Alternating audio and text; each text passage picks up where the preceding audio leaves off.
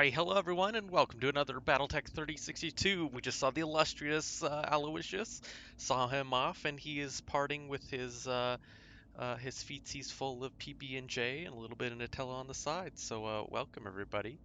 Um, so yeah, so we are currently. I'll go ahead and I'll jump out of there. We are currently in some clan space, and we're kind of just making our way up to the Hanseatic League.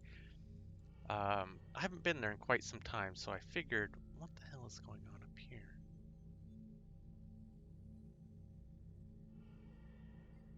The 331st Royal Battle Mech Division.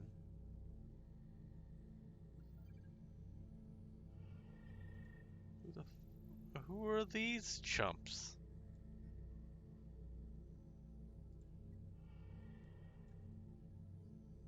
What the actual chuck? Are these guys? Huh. Interesting. Well, I guess there's other places we could check out if we really wanted to. North Pacific Tree Octopus, welcome. Hey, how's it going? 331st is the Wolverine leftovers. Oh, the Wolverines. Of course it opens with an ad break. Of course, of course. We have a lot of space that we could cover, technically speaking. Some crazy stuff out here. What is that? Oh, it's yeah, I'm not going to do any of the flashpoints. But this is where we're at. We're in Sword Burb territory. I don't mind the community content. It adds a lot of fun. And honestly, like, with no, I want salvage. With no BattleTech 2 in sight, it's a good whistle wetter.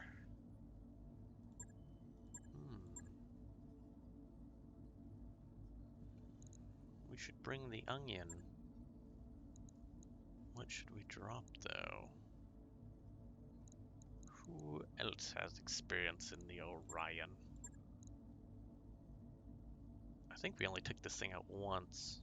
Fire starter. That's Parallax. Parallax is in the Orion. Okay. We've got some stuff up here. Yeah, that'll be good.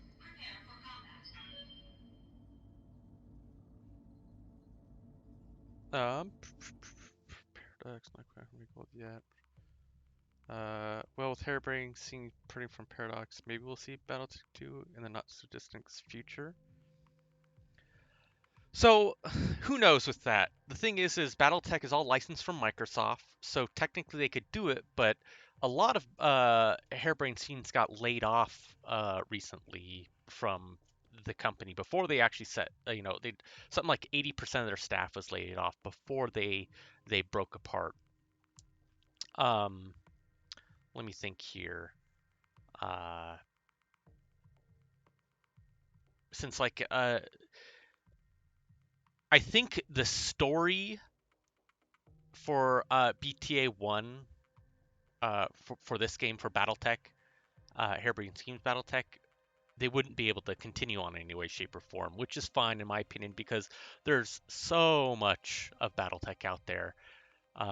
That they'd probably need a new engine and everything like that, so who knows?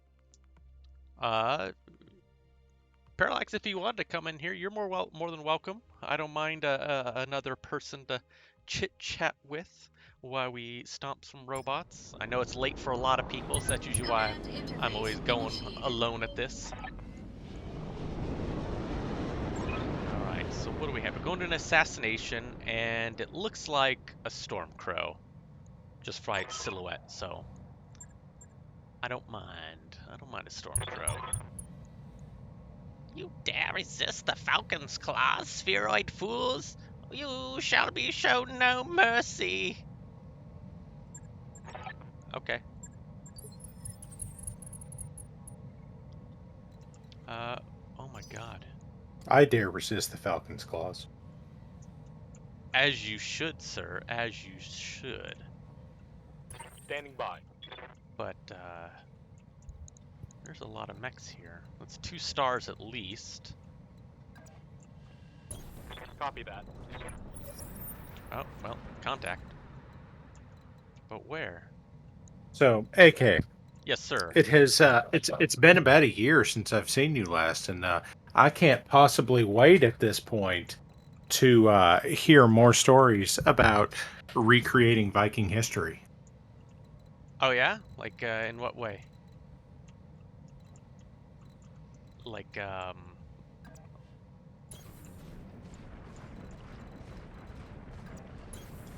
going. like with clowns? That's always fun. Position confirmed. AK, you are not Oh, broadcasting in Discord. oh, that's fine. My Discord's push to talk where my stream is is free speak. So I was Okay. just kind of like babbling to myself. Uh, yes, it's been about a year since we've seen each other, and of course there's also good old Viking history to be bespoken of. It's true. Here we go. So how are you this fine evening, sir? Well, sir, I'm doing just fine. I am putting paint upon an Ostwar. Engaging jump jet. Ooh, an Ostwar, nice. It is certainly an mech. It it is. It's kind of like an Ostruck, but not. And you know, the Ostrak is kind of like an Ostsal with a missile launcher. Yeah, Basically, all the Ostmechs are basically all the other Ostmechs with one difference. yeah, they might have like butt lasers or things like that. So Unless it's the Ost Scout, in which case it's an Ostsal, but with one laser. then we just don't talk about it. Yeah. It gets to wave its hands around. Yeah, It's a whole thing. there's actually I have so many mechs I need to paint. I just haven't gotten around to painting. I need to get in the mood to paint. I can't force myself to paint. Trust me, I try. Well, you could watch WBPL 76 on Thursday nights and paint along. I could, but I'm usually doing something else. My evenings are pretty busy, so I see how. like I have to schedule. Who are these Chuck? These guys are firing at. That's some super long distance. I'm showing minor damage. That's like an Arrow 4, maybe? Some sort of artillery, yeah. Poor fire starter. Have I introduced you to my friend, Thumper Artillery? I do have a thumper right here in the urban mech. Urban Mech Thumper. Perfect. Yeah, Not quite a long tom, but certainly more than a sniper. yeah, exactly. It's my long distance love. These guys are absolutely flooded with battle armor. As I always prefer to think about it, Battletech Artillery. It's kind of like getting a letter that's addressed to Dearest Grid Square. Here, to whom it may concern. I mean, it's either that or it's written like it's a Civil War letter from a Ken Burns documentary. Yeah, no, I totally can get that. My dearest Grid Square A6, it has been many a fortnight since I have graced your presence. And I will lobbeth ye this great pile of earthwork. It will become most unfortunate upon my arrival when I am forced to disperse the earth around you, as well as to place you within it, as though I have come to dig your grave. Exactly. Now that really upsets me. I couldn't sensor lock the mech that dropped the gnome armor. And Solar 13, thank you for the 4 months. Thank you. I'm ready. Okay. You know, I'm still astonished when I see people. I was like, oh yeah, 19 months. My God, we've been doing this that long, haven't we? Yes, we have. It's bonkers to me, but good at the same time. No, I mean, yeah. We've got these fine people in chat here to keep us company so that we're not just talking into the void. Assuming, of course, that not everyone here is, I was going to say an advanced kind of AI, but, you know, half of them are in the aux, so I don't know if that advanced is the right word. Oh yeah, Man, the oxholes. Bunch of great good fellas. to go. We love On them. my way. Double time. We certainly put up with them. Like my This is first marriage. oof. Firing at enemy ship.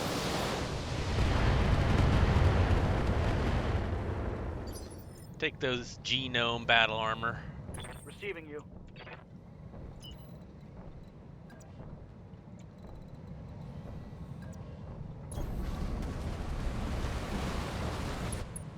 The trick is when you're fighting like this back and forth, and that really sucks. I can't target the mech because the battle armor's on the same square. That Game. I bet you could target it with thumper artillery. I did actually. Perfect. Failed to connect. Standing by.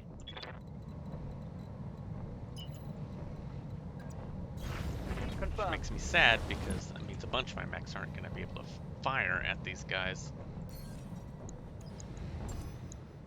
Got a lock. These chuckle fucks. Oh, come on. Ah, God, I was sleeping. What do you want? So you're still trying to work your way up to the deep periphery, huh? Correct, to the Hanseatic League. The very deep periphery. Yeah. It's good times. I don't guess that gets you quite up to Nuevo Castillo or the Union Caliphate, does it? No, not quite, but it gets me pretty far up there. Commander. We were just looking at the map, so. Understood. Moving fast. For those of you that don't know, the deep periphery nations get more and more interesting the deeper into the periphery you get. That is true. They definitely get That's interesting. Good. You spend your time with the near periphery states and, the Tarians. I believe I've heard Tech say they're almost an inner sphere great house. Almost. They're pretty close. They're pretty, like, on the scale of raw firepower, they're probably on level with the Capellans on an average day. But, Exactly. they're about as angry as your average inner sphere nation. But then you get a little bit further out and you start running into really weird shit. Their problem is they're just not close enough to Terra, in my opinion. That's the only thing holding them back is they're not part of the sphere, so they're technically just overlooked. Yeah. But I think they definitely could, no problem be a part of the Great Houses.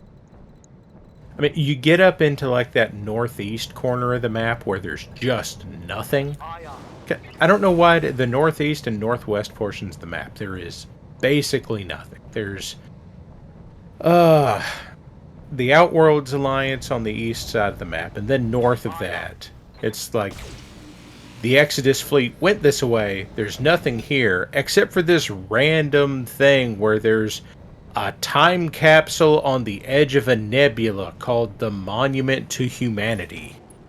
And it's literally nothing. It's just a time capsule. Yeah. Don't know. Just apparently this was a good place to put it. I mean, why not? Ah, God, I was sleeping. What do you want?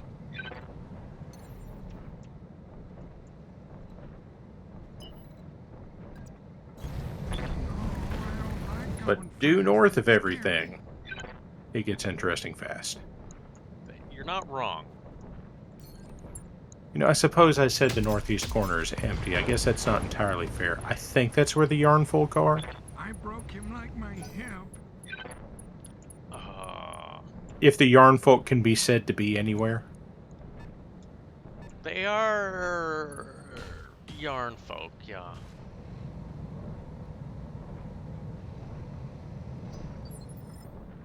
They like to Yes, Commander. do stuff and things. Roger. They like to be enigmatic and have very little information known about them. Yeah, pretty much. Yeah, okay. That makes sense. Like Van Zandt. That's true. Ready for order. That's true. Except people have heard of the Yarn Folk. Yeah, I mean, totally. I knew exactly who the Yarn Folk were when Double you're time. talking about Let's them. go. Definitely isn't the first time you ever hearing of them. So, Chet, the Yarn Folk, as AK well knows, are a group of nomadic traders that are in the deep periphery who may or may not exist as far as the Inner Sphere is aware. Space gypsies, basically, or Very Norse space gypsies. oh, okay. Space Romani, if you would. Okay, okay. Space for money. I'm here. Like Romani. Mm-hmm. Let's move. So like, speaks Latin and stuff. Yeah, exactly. Oh. Like money in Rome. Okay. Rome money. Rome money. Terrifying assassins. I mean, Ooh. I would say they're probably purple assassins. Oh my gosh, that was actually a direct hit from My some armor is sort of getting Era ripped 4. off. I was going to say it's a terrifying assassin. I don't think there's any build of the assassin that's terrifying, but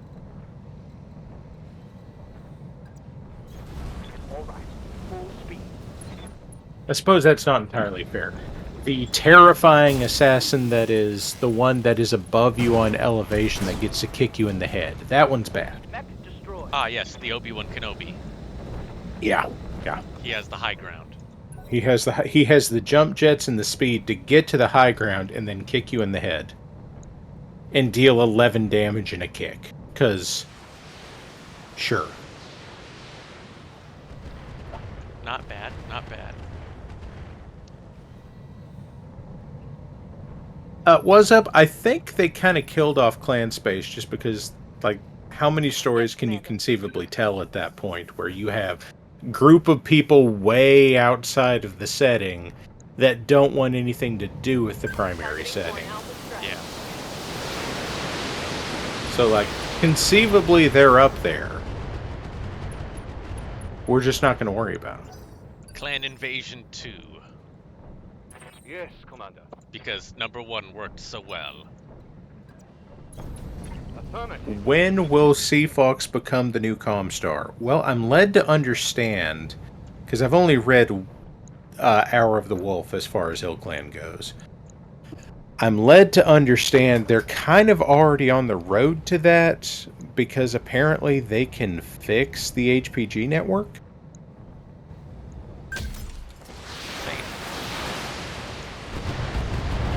Just Catalyst trying to go back and fix the fucky wuckies of the last 20 years worth of fiction. That is quite the Double time. undertaking. Let's go.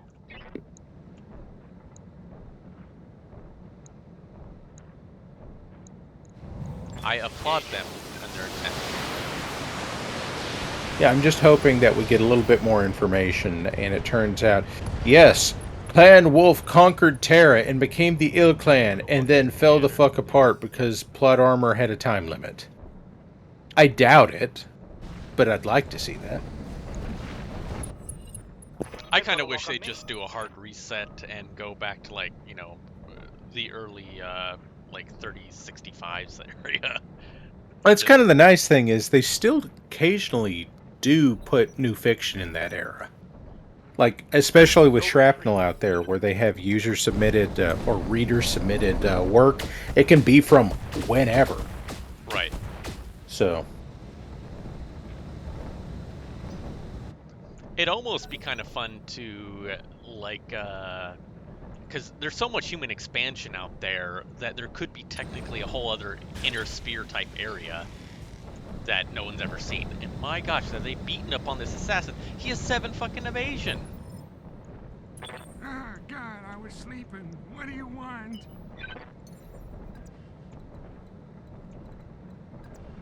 Whee! Slapping him Hey. in the nuts. it's the reverse XCOM effect. Yeah.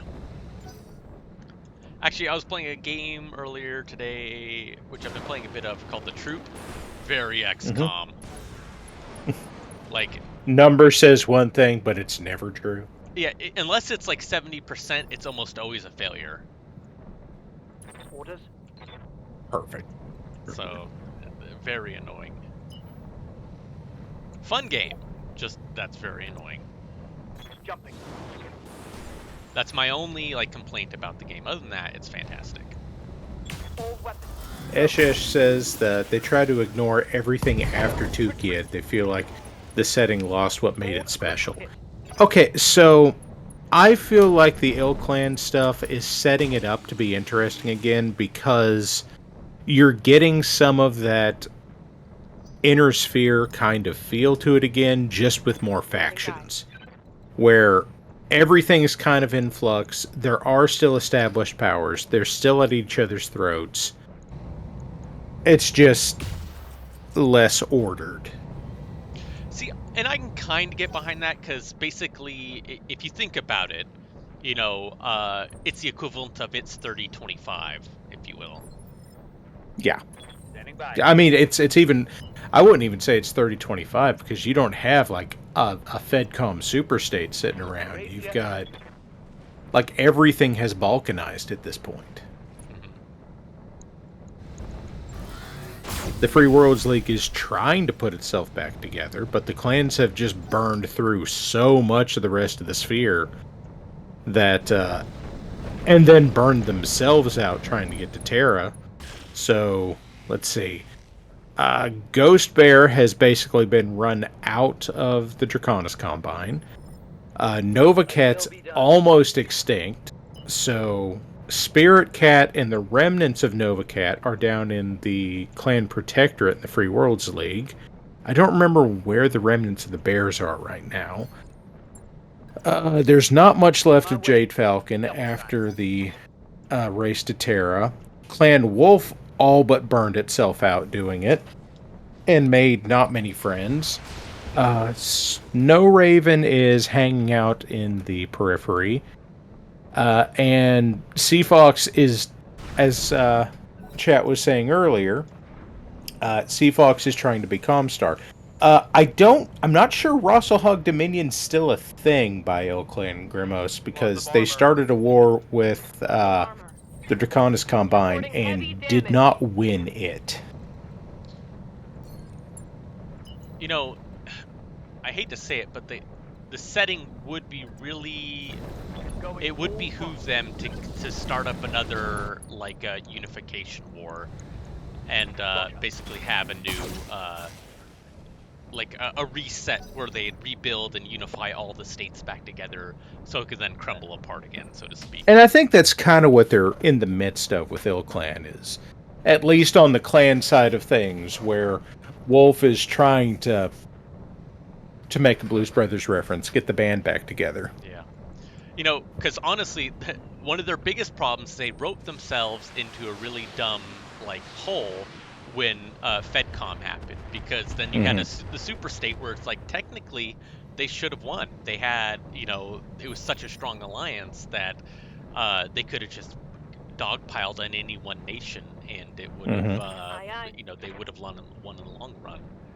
And it just kind of sucks that they didn't take that opportunity to do that. But I think they realized it, and so they had to, like, backpedal. Right. At the same time, like, they were setting up that counter-alliance that was still infighting with the other three nations. Yeah. And I can kind of see where they're going, but, like, they realize their problem, and they're like, oh, well, now they no longer like each other because of reasons. Because one sister was kind of a bitch. Yeah, exactly. Let's see what this thing can She did not like the things, and so, magic. And now And it's now gone. we can blame her at least partially for Alaric Ward. So Exactly.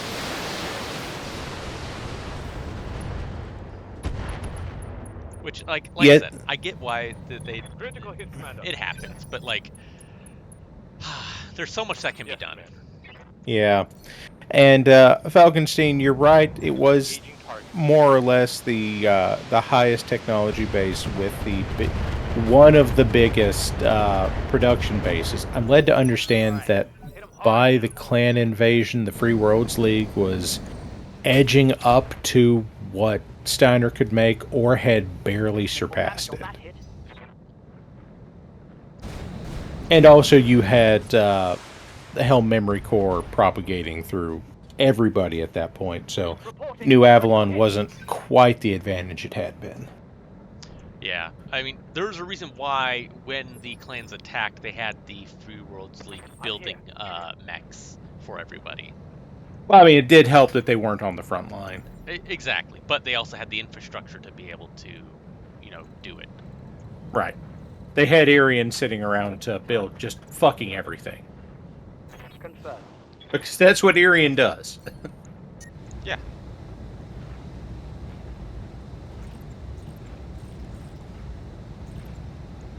Putting one in the back. See, I don't feel necessarily like Tango down. like they really misstepped with most of the plotting right up until the jihad, and oh boy, does shit fall apart at that point. Yeah, honestly, I know very little of the Jihad and after, or the Ilkhan, or anything like that. God, I was sleeping. What do you want? Like, most of my book learning had stopped at right around the clan era, so. The kerfuffle, as was up to say. Yes, the kerfuffling. Grinding. I don't think you can put the. I don't think you can give the urban mech arms. But you can replace a mech with urban mechs. It's true. So you can have urban mech arms, Yeah. but not arms on an urban mech. Yeah, you can take an Annihilator and take the arms off of it, and then just put the torsos of 2 urban mechs onto it instead. Yeah, that's canon. Yeah, totally fair. Don't look into that. Dan's PV, we will do a DFA as soon as I'm able to. Receiving you. Okay, Dark Age and Jihad. The Jihad was not WizKid stuff. Dark Age was. Target acquired. WizKid started Dark Age right around, let's see, FASA closed in 2000, 2001. I think Clicky Tech started right around 2002. Dark Age started with Clicky Tech. Killed him, but he's gonna fall down. Reporting. That shot just grazed me. Eshesh is pointing out that the Renaissance today is as far behind us as the Ameris Civil War is from the end of the Third Succession War. Yeah.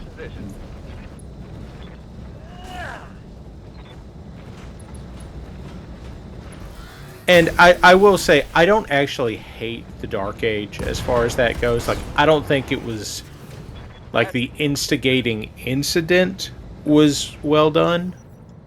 Like, oh yes, the HPG network went down because reasons.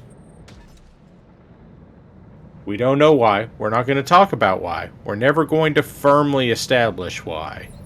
But it's down and it doesn't work. It not working is not a bad plot device.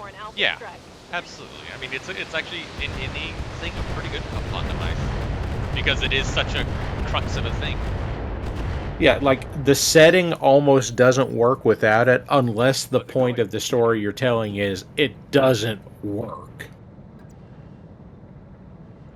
Okay, Falkenstein, hear me out on the Jihad. If I had to do it, I would give them their early successes, like the capture of Terra, the defeat of the Dragoons, the attack on Hesperus, but once they start the full assault, all the other factions, especially Comstar, strike back almost immediately to stop the Wobbies in their ambition. So, here's my thing with the Wobbies. I don't even necessarily really have an issue with the Wobbies right up until, and they have the most advanced technology in existence and the best of everything because apparently at some point they had the opportunity to develop all of this and also the production base.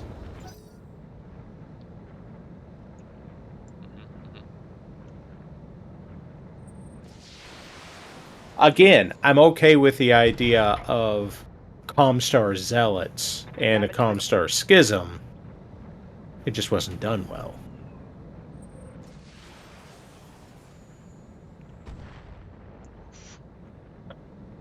Armor breach. Inter. Go time.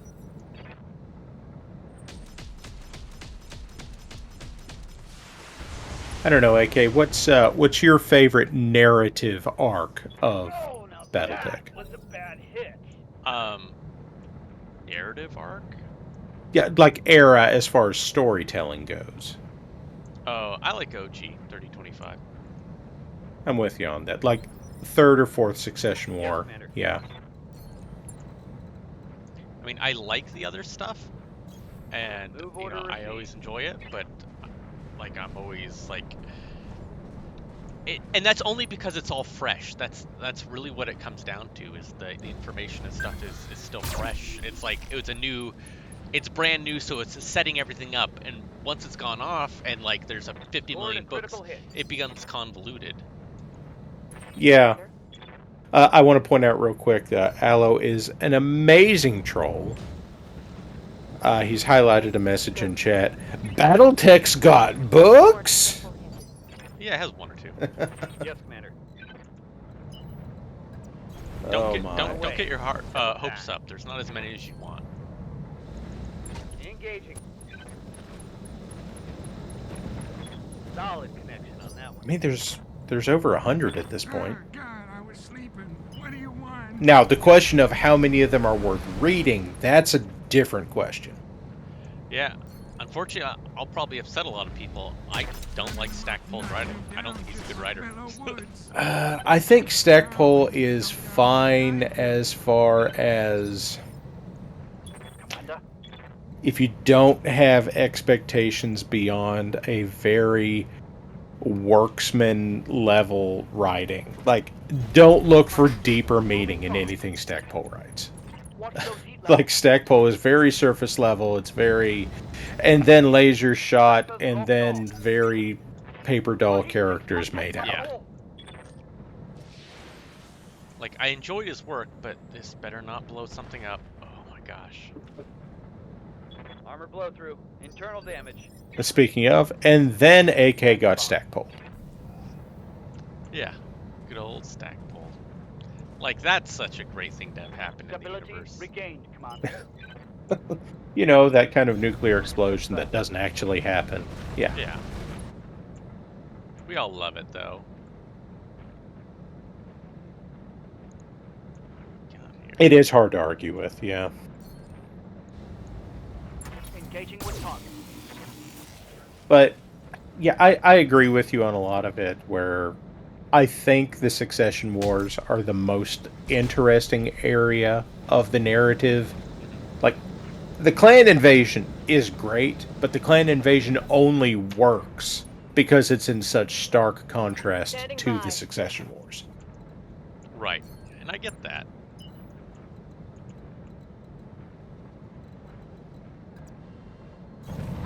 Aloe likes to play with himself, is what I'm getting out of what he's saying in chat right now. Yes, boss. Somewhat. But that's okay. We will allow it. Whatever it makes him smile. You know, the thing is once you've had so many hands in the pie at some point, you know, Mhm. it's kind of CPU. like, you know, and a lot of people disagree with me, is that you need a light reboot. You know, Yeah. what I would do if it was me is I would reboot the BattleTech universe to a point where it's just easier narrative to guide. Mhm. And say everything else, it happened, but it's all like, you know, it's all TV propaganda or whatever. You know, they're all TV shows, things that possibly could have happened, blah blah blah. What do you want? You know, so Yeah, you know, I see where you're coming from on that, and even wildly successful shit, even great shit can go through this, where I'm Yeah. now seeing talk where Disney's going to reboot the MCU. yeah, And I mean, on one hand, yeah, it started in 2008, that is now 15 years ago, and the movies and series lately have not been. I'll be generous and say they've not been up to the standard of the early stuff. Waiting for orders. I'm being generous. Hey, first time chat from Upgraded Ostsol. The Wobbies make great antagonists, but stand as too many static bad guys, but should only come back occasionally. I'm assuming... Wait, are we talking about the I copy. Wobbies here, or are we talking about the clans? I'm not sure. He meant the clans. Yeah, I kind of understand where you're coming from. I await your command. AK, I would say that Shooting. they're Just running. not soft rebooting, but I do think like Ill Clan is kind of a reset. Sensors Kind locked of. on. And I get what, like I said, I get it. And I can kind of see it. I just haven't read anything in. Oh my gosh, that dickweed. He's just wrecking my shit with that fucking Arrow 4. Orders. Grinding. Best MCU movie still being Iron Man. Best MC. Iron Man was good, but I wouldn't say it was best. From a filmmaking standpoint, I still think The Winter Soldier is awfully hard to top. I didn't care for the Winter Soldier, honestly. Really? Yeah. It felt kind of like a... To me, I thought it was very kind of a spy thriller kind of superhero story, but... Yeah. So here's my kind of problem at the moment, is that, honestly, I haven't watched a whole lot of them more than once. Yes, Commander. That's fair. Fez liked the first Captain America movie. I can see that. Now, you see, Iron Man, I enjoyed Iron Man, but that... Looking back on it, while it was a fun movie and it was a well-made movie, like... Getting to the end of it, and Obadiah Stane is... And now I'm the bad guy. Like, it took a long time to get to who the actual bad guy is in that movie. Ready for orders. Yeah. Which wasn't... Now... Full You know. speed. No target. Yeah, it just wasn't Yeah. what it was. It worked. Like, there's no arguing it didn't work. Like, I would tell you that the one that I probably had the most fun with is Iron Man 2, because out of all of the MCU movies, that's the one that felt most like a comic arc to me. Like, yes, it was dumb. No, it didn't make a lot of sense. But it was very comic book. I can see that, yeah. Aloe, I'm certainly happy to elect you as bad guy in the movie. Yeah, I just wish that they would have been, like... So one of the biggest problems I have with the current MCU movies is that, you know, Ready for orders. I think they really underplayed the Hulk, and I think it, you know, it shows. But All right. I also Full get speed. why they didn't, and that's because they have a power scaling issue in the MCU. Mm-hmm. Is they really, like, they're nowhere near as powerful as the comics, and the reason is obviously it's budget. You know, how can you accurately portray, like, the Hulk grabbing one continent and another and slamming them together without it, like, being too over the top for One of people? my weapons is gone. And I get that, and it's understandable, Ready but, for orders. you know, they just, quite frankly, don't know how to handle Hulk, and it's sad to me, because the Hulk is one of my favorite characters of all time. Depending on how he's handled, he can be great. And yeah, unpopular opinion. Like, if my wife were in the room with me right now, she would hit me for saying this, but I liked Ed Norton as Bruce Banner more than Mark Commander? Ruffalo. I liked the Incredible Hulk in 2008, 2009, whenever that was. I felt like that was a pretty good I Hulk live story. to serve. Okay, that's... I mean, I enjoyed it when it came out. It's not like I had, like, a whole lot against it, but Target confirmed. I can't... I'm trying to remember. I'm like, I've seen it maybe Succeeded twice. in That's once dismissing again, target. it's like, I'm trying to, like, think of all the Stand MC by. movies, like, I'm really trying to rate it like, oh man, I really enjoyed that, so I watched it more than once. Yeah, I mean, ugh. Trying to think Lots about of armor. MCU movies I've watched more than a couple of times, and I'm not here. just because I was unemployed Right. I'm and ready. Iron Man 2 was on Netflix for like 6 years. Standing by. Oh, Lord.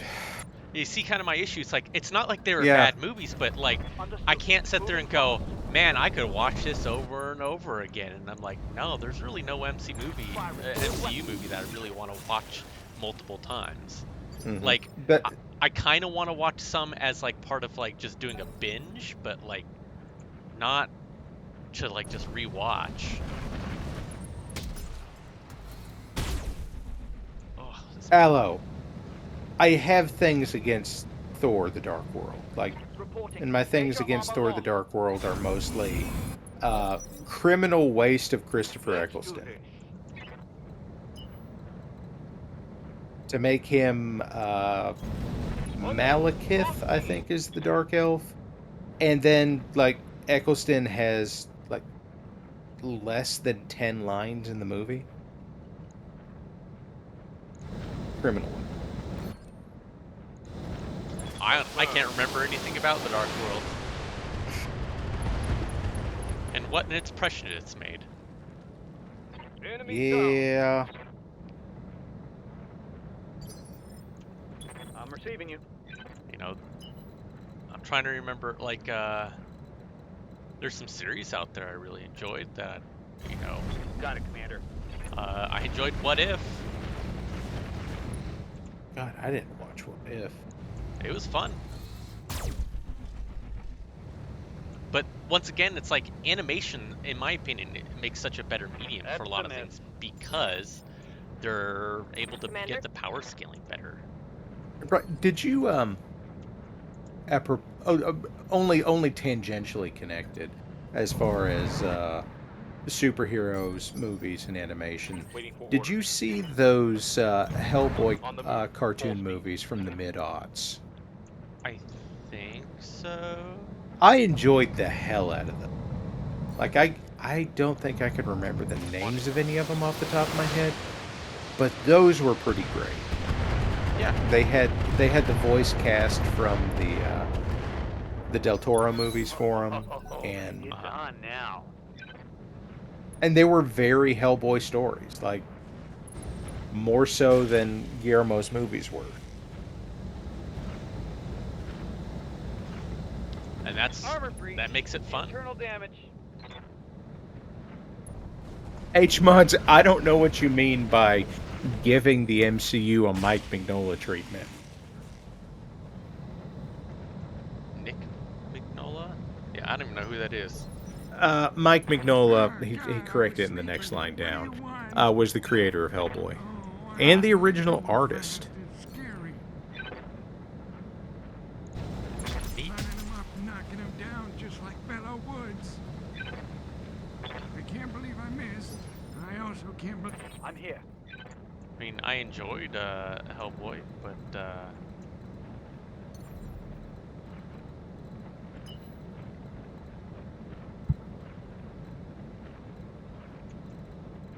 I need to get this guy out of here. He's beat up.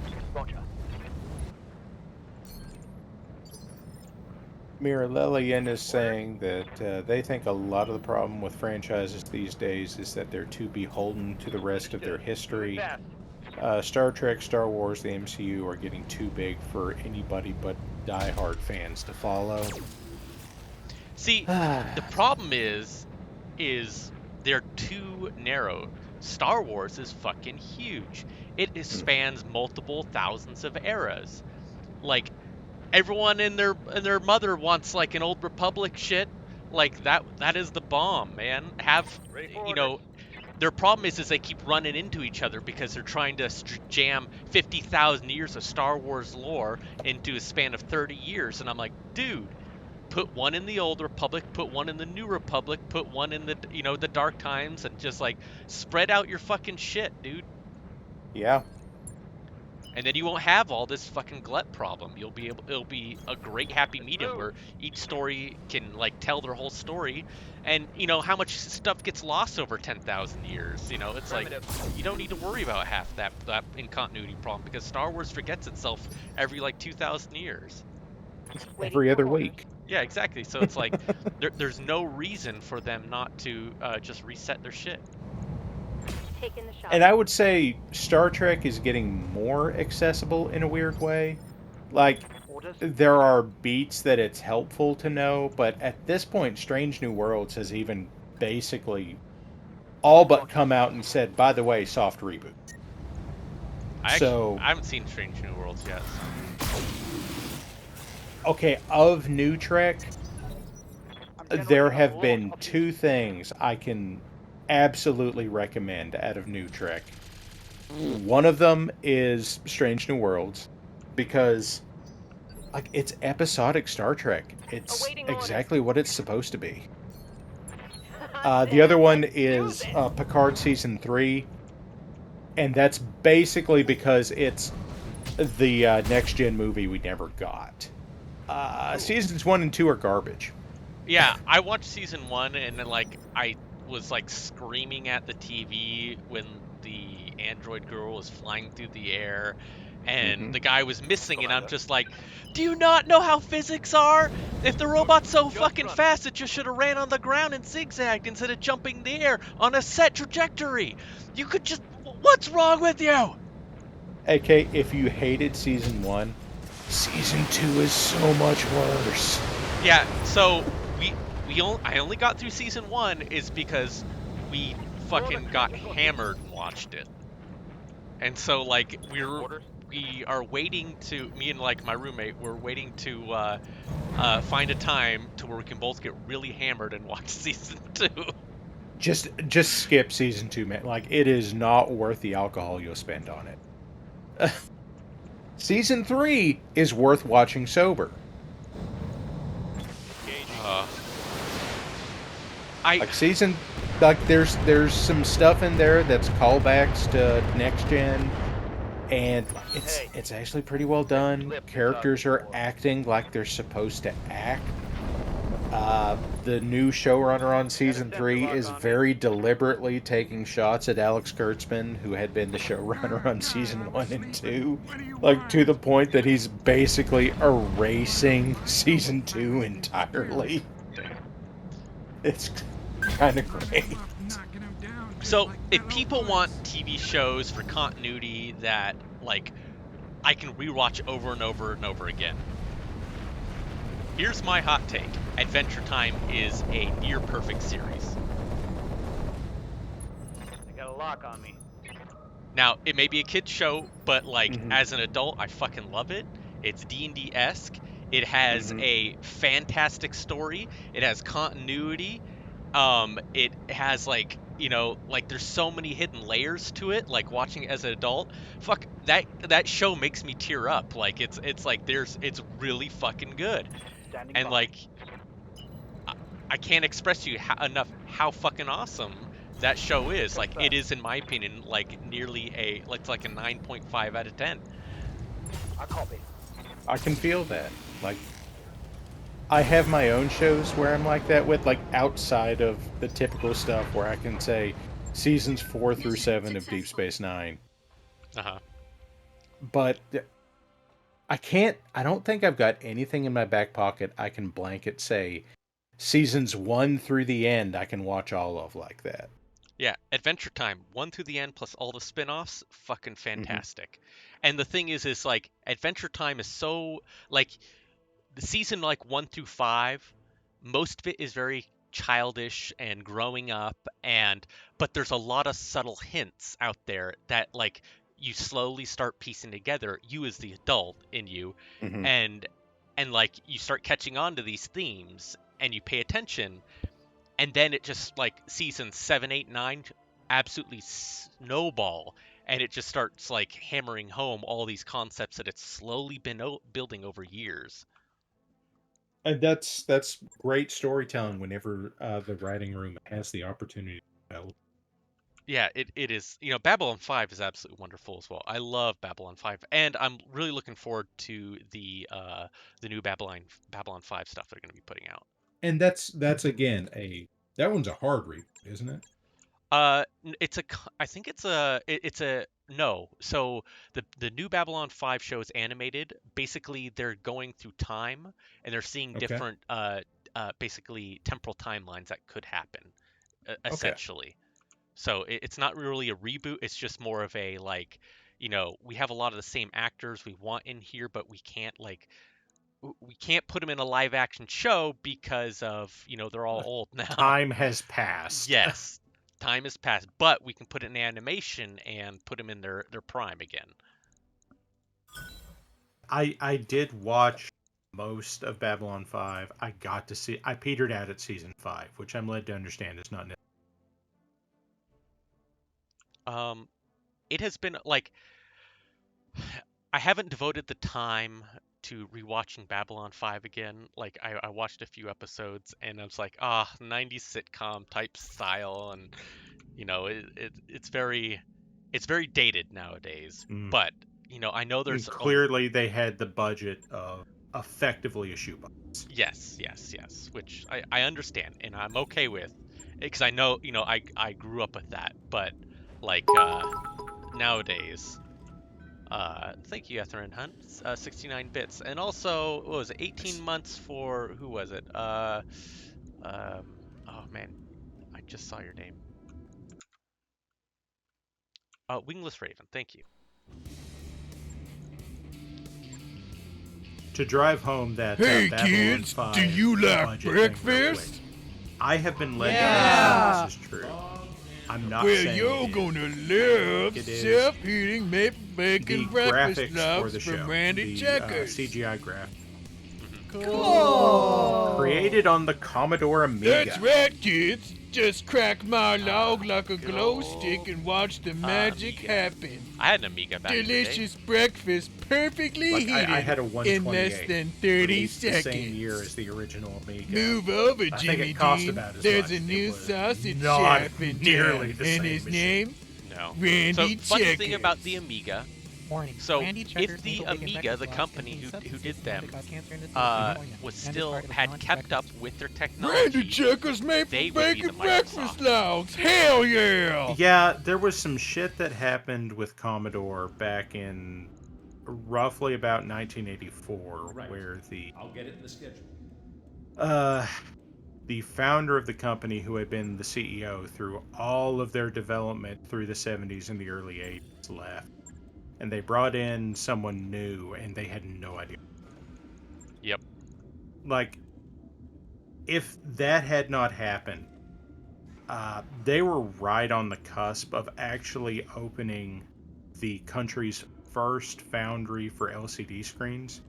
And they could have had the first legitimate laptops in the US in the late 80s. Yeah. But they didn't. Yeah. They hose themselves. What can you And do? the Amiga stuff is fun because the company that was Amiga before Commodore acquired them had actually been, I think they had been a group of engineers working at Apple. And Commodore acquired them right after Commodore lost a whole bunch of their engineers that went to go work for Apple. So it's basically just like Apple and Commodore swapped engineers. And for those of you that don't know, the Amiga was radically ahead of it. Yeah. That mech you wanted is back online. I played a lot of Amiga games back in the day. Matter of fact, there's a bunch of games that I still try and play every now and then.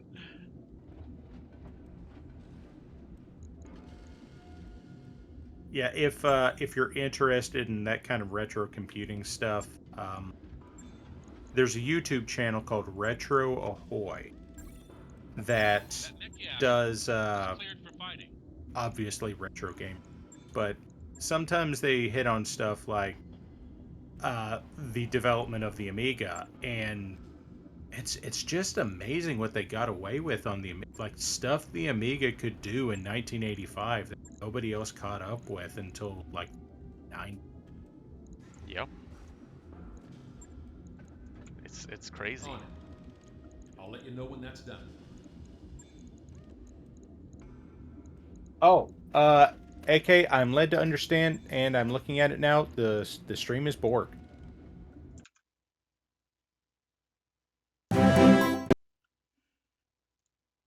They have audience Oh, has audio, no visual. got it. Okay, here. How about that? There we are. We're back. We're back, everybody. We'd finished the mission and we're there. I think it's because I tapped out and I was looking around at stuff, and then my mouse wheel went and borked something up. Grimos, thank you for bringing that to my attention Yes, thank while you, I was sir. painting this Ostrock. That mech is ready to fight, Commander. We were talking about television series you can always go back to watch. I have one that, like I said, aside from Deep Space Nine, I can rewatch That mech you wanted is back the online. first 3.5 seasons of The West Wing. I rewatch like once every, and then season 4 happened. 12. You said Westworld? The West Wing. The West. Never heard of The it. was an Aaron Sorkin series, That mech you asked for mostly a is cleared for drama fighting. on from the late '90s through the mid aughts that followed predominantly the staff of the White House uh, through a fictional, et cetera, et cetera. But All right, that I sounds feel vaguely familiar. That it mech was is on ready to fight, NBC. Commander. Mystery Science Theater 3000 was awesome. Same with Rift Tracks. All very good stuff. Yeah, agreed. I think I told this story on somebody's stream at some point. I had a friend in college that had the MST3K box set that included like the Gamera movie. And at some point, they lost the licensing for the Gamera because Gamera actually has some license. Right. So they couldn't sell that box set anymore. So they issued a new box set that had a different movie in that. And, and then they also sold just that movie independent. And in that DVD, they had instructions for upgrading your box set to the new edition that included things like take your old disc that includes the Gamera movie and throw it in the trash. So, um, Mystery Science Theater 3000, the movie, is one I've probably watched, I don't know, watched it a lot because uh, some of my friends, they didn't have cable, and they had like uh, pretty much they just kept putting on the movie whenever like someone came home, or just it was just always on.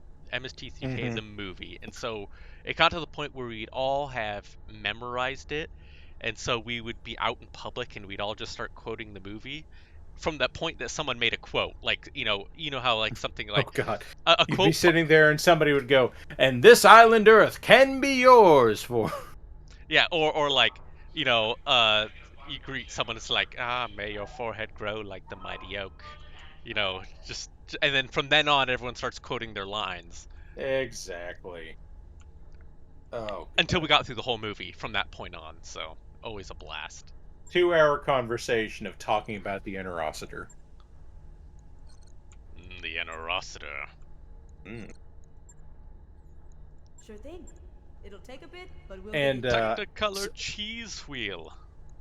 somebody, or I guess it was you, AK. You brought up Rift Tracks. Yes, riff tracks.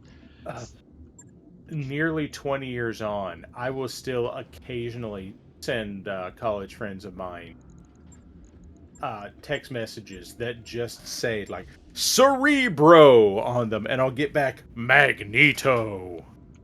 Yes, absolutely. One of my favorite riff tracks. I don't know. I've watched a lot of them. I have like the Lord of the Rings riff track was awesome. Mm-hmm. Let's see, was it Lord Grimos? So a question for Perrin AK. I'm building a clan mongoose cluster That is a sort of mixed, but mostly mech elementals. Did they live long enough for that in the base timeline?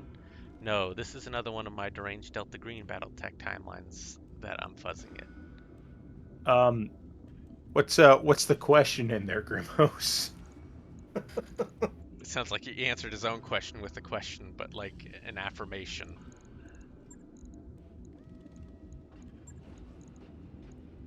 So I'm not that brushed up on the question. What cluster would I build? What style? Dude, I don't know enough about the clans outside of just like the invasion shit to give you a good answer for that. I'm sorry. Yeah, honestly, like I'm not as brushed up on BattleTech lore as some of the other guys, but I could certainly tell you all sorts of, BattleTech builds. Like, it's like, well, let me talk about the guts of that mech, not about Let me the history of it. let me tell you about the Shadowhawk 5M and why all the Shadowhawks before the 5M fucking blow. Pretty much, yeah. That's where my Coincidentally, they do. honestly, Shadowhawk is it's not one of my favorite mechs. No, like it looks great. It is terrible. Yep, it is a very general mech which has problems. It is It you know, needs I work. I I always hear people complain at me when I say the Orion is my favorite mech that the Orion's just the poor man's Atlas. And like most of the time that's not a bad like Succession Wars, it's the perfect. Yeah, I mean that's not a bad thing. But then the Shadowhawk is the same idea scaled down to a medium mech. And it doesn't work at a medium mech kind of weight. Too hard. Nope.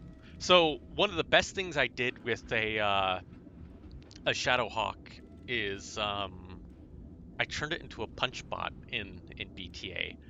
I stripped off all the weapons, gave Mm-hmm. it the biggest engine I could, and then I put up melee builds on it and DFA builds. So it was designed to go quick, get up there, and just start boxing them.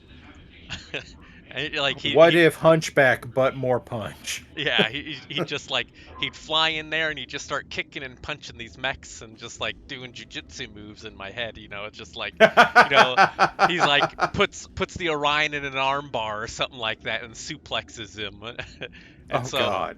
I Mech scale German suplex. Perfect. exactly. So I was like, this is the perfect Shadowhawk.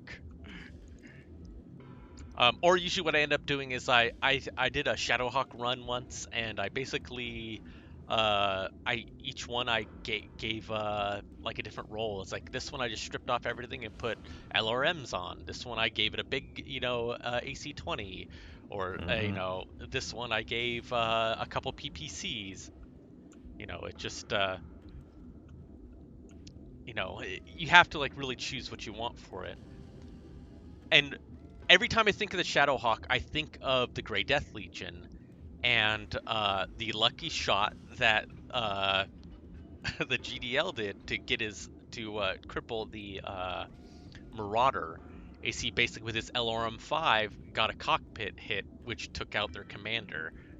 And that always just makes me laugh every time I think about that. Like, here's this It's Shadowhawk. very BattleTech. Yeah, It's like the Shadowhawk is faced like a damaged Shadowhawk all of a sudden facing a fresh Marauder.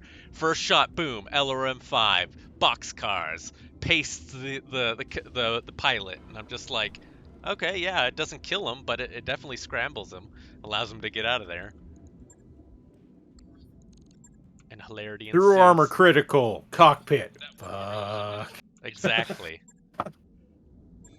And I'm trying to remember. I think it was Cold did this in MechWarrior Online while we're talking about build. Uh-huh. And I could be wrong. It might have been somebody else. Pet an Irby. I'd Working have on to it. go and steal an urban mech from one of my kids to pet it. There you go. R69, big city guy. There you go. Nice. Pet him. But as it turns out, in MechWarrior Online, presumably in the modded setup for MechWarrior 5, look at him go! Spinny chair Irby. on a blackjack, 45-ton blackjack. Nobody in MechWarrior Online pays attention to blackjack because Nope. 9 times in 10, I'm there's ready. no reason to pay attention to a blackjack. Pretty much, yeah. So they built the slapjack. And the slapjack, as it turns out, you can Waiting for have orders. just enough I'm receiving available you. tonnage and critical space on a properly outfitted blackjack to fit an AC-20. Good to go. Mm-hmm. So that whole nobody pays attention to the blackjack thing really pays off. Not just an AC-20, but an Ultra Autocannon 20. Yeah. With 2 ER medium lasers and 3 ER small lasers. Standing by. Fezbear wants to know about the Irby Lamb. The Irby Lamb? Irby Lambs are hilariously flyy, and they go... Yeah, when they walk, they're not much, but then they fly. Gauss rifle God, slapjack. I was Yes, this sleeping. also What do you- works. I'm Yep, receiving you you. can do that. We'll allow it. MechWarrior training complete. Commander, Training complete. Standing by. waiting for orders. Yeah, Commander, there's all And sorts of fun stuff out there. I'll even say this for the blackjack. You can take the base blackjack in MechWarrior Online. And if you can How's it manage to get an open map, Training complete. those AC2s are annoying as hell. Like, you're probably not going to kill anything with them, but you have range across the entire fucking map. Yes. And if you chain fire them and hold the button down, it's just da da da da da da da. I had a crab build, a king crab build, which had two AC2s in the left claw, and Sure. and two UAC2s in the right claw. And so he would sit there and he'd hit you with DACA, but then he'd also be slapping you with consistent AC2s. Now, because no one's expecting, like, they're expecting, all this heavy hitting from close range. Mm-hmm. They're like, oh, a king crab, and they run out in the open, and next thing you know, they're having that cockpit shake because they're just getting hit by all these AC2s, just like ow, ow, ow, ow, ow, ow, ow, ow.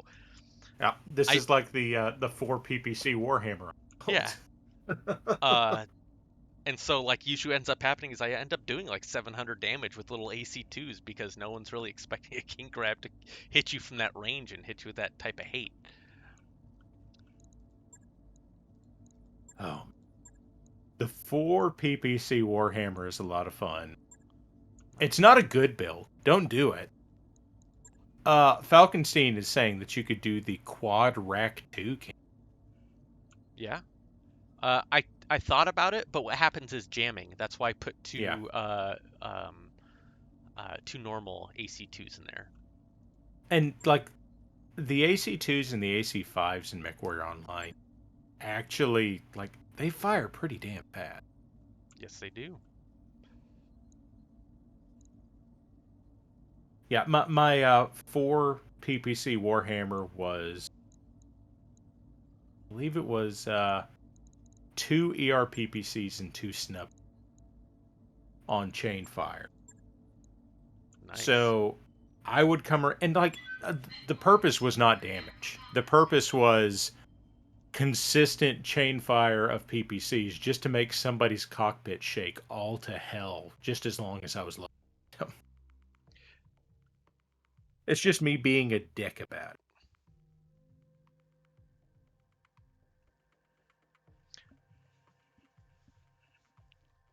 Yeah, the heat was a problem.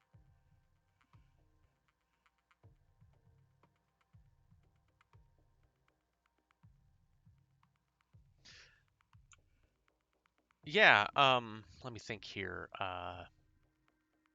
One of the fun ones we had was the 6 snub nose in the Annihilator. And the splooge hand.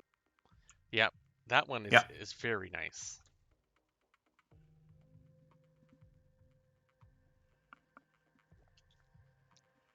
I imagine we're going to get some very confused questions about the name on that Annihilator soon.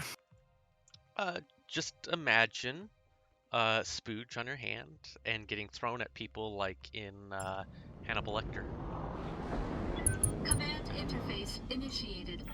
Just and then everyone's like, why? And then there you go. Mm-hmm. Did King Crab with dual SLDF Gauss rifles? Yeah, you could do that, I guess. I think there's even an official build for that, isn't there? Probably. I mean, that's why I'm still a huge fan of like the Pillager, because it was an SLDF mech with 2 Gauss rifles in the chest. I always get the Pillager and the Hurt. But yeah. Understandable. Urban mech with 3 large lasers. Yeah, you could do that. Could you? Do you have enough critical space in that arm to do it? I know you can at least put 2.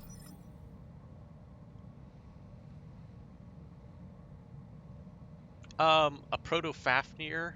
No, think because it had battle fists, it had 4 medium lasers and 2 Gauss rifles. But not the... Yeah, like... large lasers are only 2 critical spaces. I guess I don't know how many critical spaces are in the arm of an urban mech, but 6 doesn't seem outlandish, so I guess that's possible. I think that your biggest issue is going to be weight. Yeah. Because depending on the engine you put in that sucker, it's gonna really depend on what it can do. Yeah, but with the AC-10 in the other side, that's already going to account for 2 of them. And if you drop an XL engine in it, then I think you can get 3 in there with an XL. You can probably get 3 in there with just a Yes, light. Commander. Maybe. Double time. Let's Now, go. again, heat's going to be your problem. Yeah, usually what we end up doing is we make our we like, especially in MWO, we beef up our urban mechs and give them like pulse lasers and a big engine, and use the speed as the advantage, not as a big gun. Or we'll give it like 2 light PPCs and stealth armor. Copy that. Yeah, my urban mech was 3 medium pulse lasers and 2 heavy machine guns. And the whole idea was run into the back line and then just do an assault in the back. Yep, absolutely. Falcon Scene has 3 light PPCs on their urban. Nice. Down. And upgraded Oxall, they put 1 clan LPL in each urban mech arm to make an otherwise stock Irby not laughable. You can't put it in the right arm. Because there's no laser slots in the right. Targeting for an alpha strike. I mean, and the stock Irby it's not laughable, it just has a specific role. The other thing is, again, specific to MechWarrior Online. You can't put clan equipment on Intersphere mech. Oh, yeah, very true. And the Intersphere LPL is a trap. And tabletop, sorry. Yeah. Trade-offs.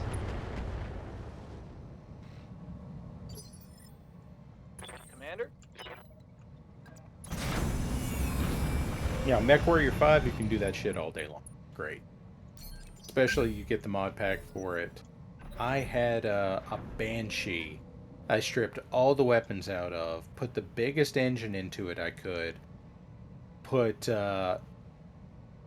Scammer jump jets on it, and a turbocharger, or supercharger. Nice. And it was the Punch Banshee. That was the only thing you could do with it, was just... Well, it's like making a Punch Charger. Mm-hmm. It's like, except it's 10 tons heavier. It's even dumber. Yeah. See, one thing that is kind of regrettable in like in BTA and everything is that it doesn't have a lot of the specializations that happens in tabletop that can get absolutely disgusting. Receiving you. Oh, let's go ahead and enlighten Let's chat. move. What do you mean? Well, an example is you could be like a melee specialist. Locking So a on melee specialist gives you a +1 on your die rolls to hit. You're like, oh, that's cool. You know, that's really great.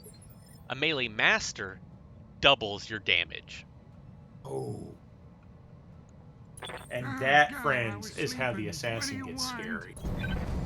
Well, that's how you get like that's how I got my my pillager to when it hit someone, it did 80 damage. That is fundamentally terrifying.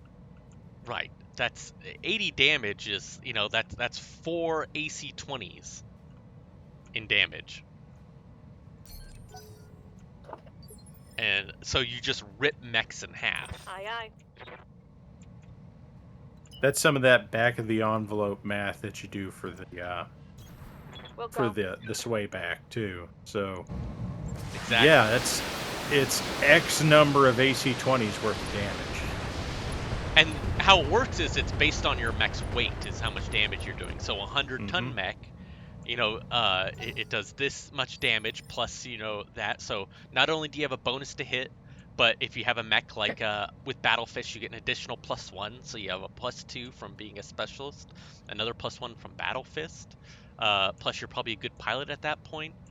So you're most likely gonna run up onto this mech and you're just literally gonna punch him in half. And there's charge rules too, aren't there? Oh yeah, there's charge rules. So you can do even more damage by just hitting them like a literal freight train. Yes, absolutely. Now, melee weapons are a little different. So they're cool, but it's actually harder to hit with melee weapons, which is why I preferred Battle Fists. That hit Because something good. you can get more damage out of it, but you had a harder time hitting. But when you hit like a truck. But I've already found it's like, Receiving you. if I'm already hitting that hard, hitting a mech that hard, and if it can shrug off 80 damage, then, you know, I'm like, what am I doing with my life? The extra bit of damage that the weapon would be doing is not enough to pay for the lower to hit chance. Exactly. Not at that point in the game. Orders? Like you said, everything in this game has a trade-off. Acknowledge. Exactly. And you know, when you start playing like tabletop BattleTech, percentages win you wars.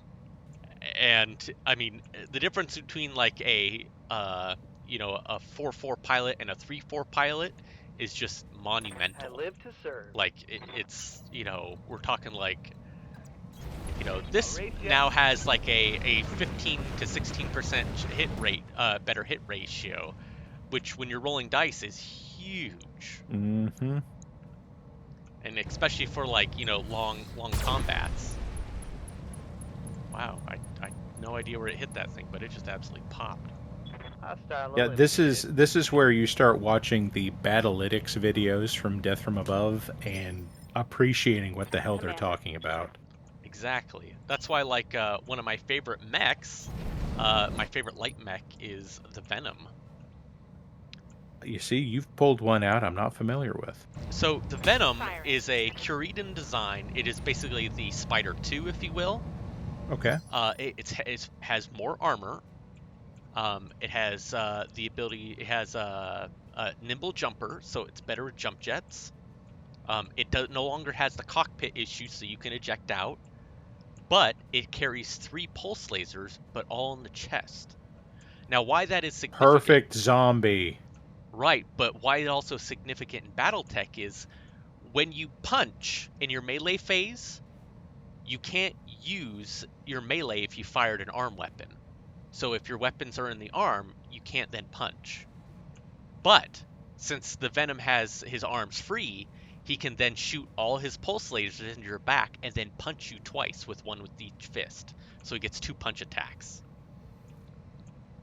when I was playing my Venom, I was taking on 3 mechs at once, and I was just ripping apart like a 60-ton mech, a 50-ton mech, and another 45-ton mech. It was a Hunchback M, a Phoenix Hawk, and an Ostrach, and I just tore Waiting them for to order. absolute pieces. Okay. Now, mind Throttle you, up.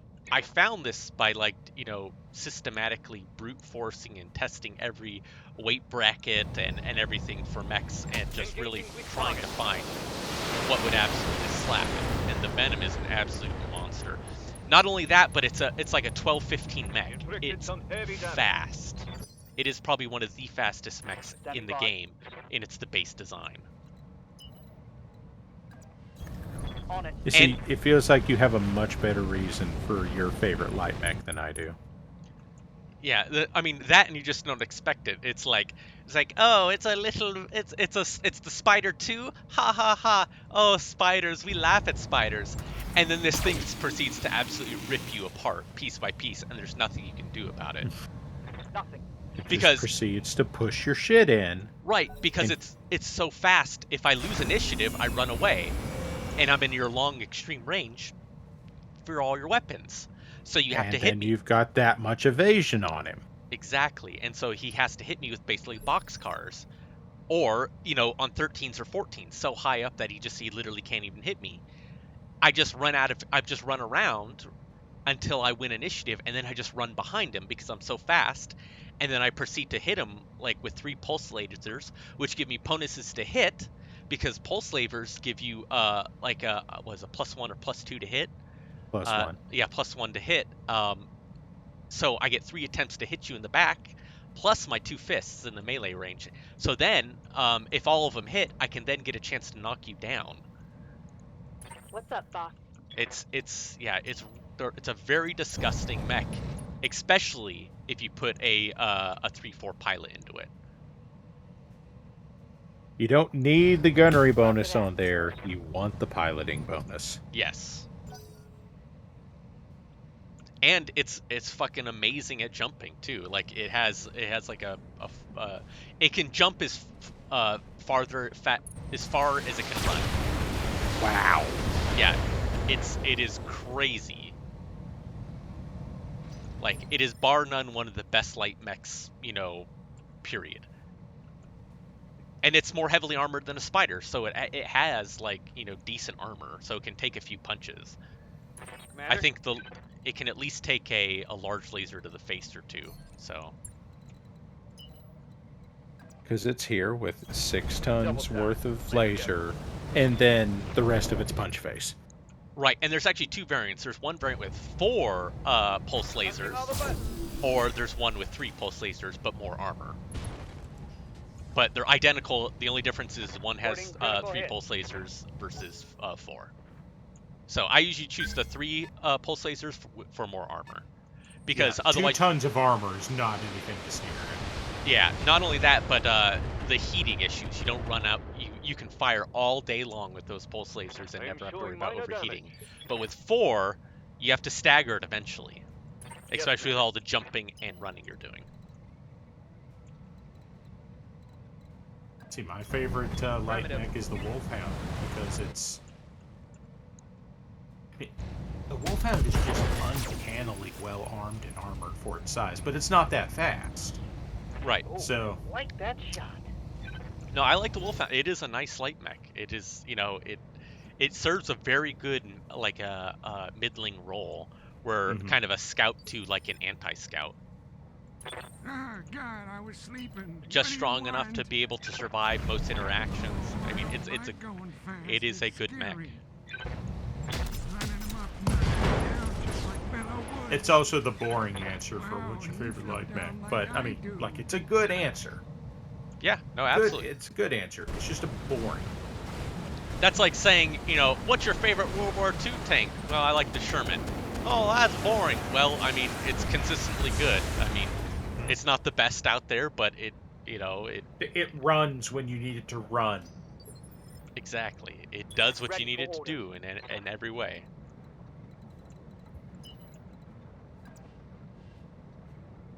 Falkenstein says that the Venom C has C3 for excellent indirect fire scouting. All Yes. weapons, go.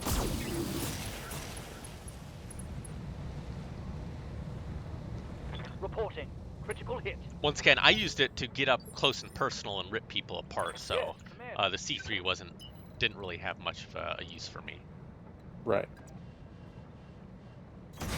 Let's move.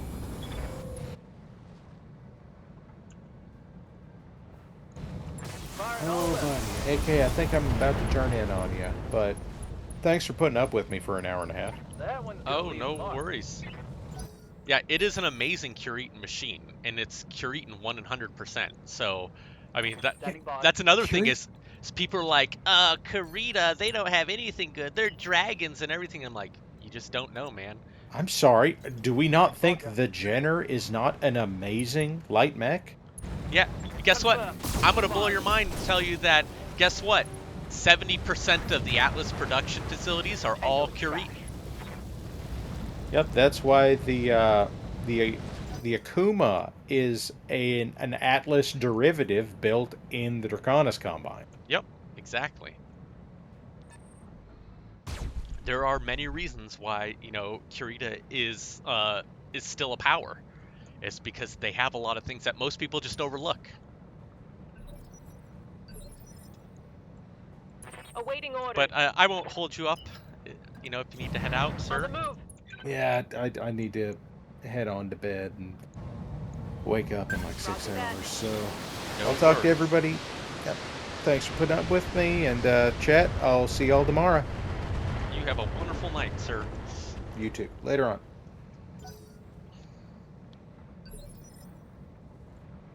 Receiving you. Let's go. Yeah, Kurita had some very interesting stuff about them, which a lot of people overlook. I mean, there is a reason why they're a major power. Okay, Grimos, question for chat. Ask away. Waiting for orders. Let's move. Roger that.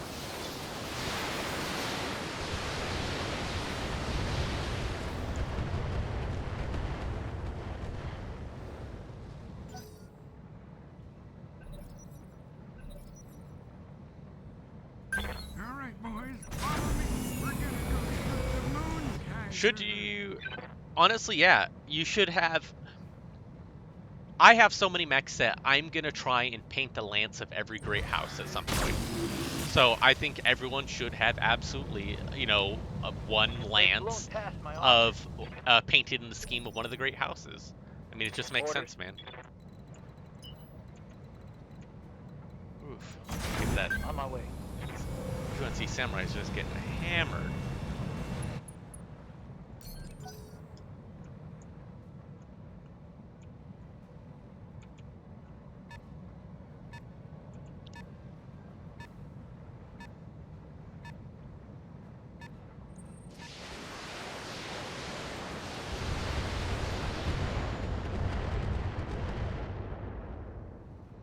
When I finally get my 8 lance boxes, yeah. No, I totally understand. Like I said, I was telling Parallax is I need to get around to painting. Oh, I don't like going fast. It's scary. Lining him up, knocking him down just like Bello Woods. Explosion! Wow, he fell down like I do. What kind of samurai clan? Yeah, the Americans drag their feet over shipping overseas, sorry. Ready for orders. Aye, aye. Targeting for an outlet front. He popped quick too. Let's go. Let's go. Target eliminated.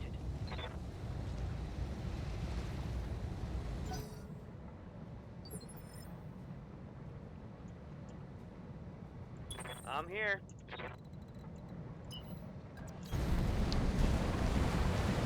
What would makes him black, comma, Yakuza? Maybe. Sensor lock. Cougar C. I'm your spaniel. Alright. Diggs is in the house. With 10 I am the evasion. wind. Bum, bum, bum, bum, bum, ba-dum, bum, bum, bum, ba-dum. I just have to paint all the bots that Clanner Kickstarter for Rosselhog. Not a bad deal. Good old Rosselmahog. Oh, Shadowcat. Engaging target. Miss. Played Kirito when I first started, since the guy who got me into it played Davian. That's cool, Fezbear. Yeah, you know, Receiving you. I like all the, Acknowledged. all the different groups just for their own reasons.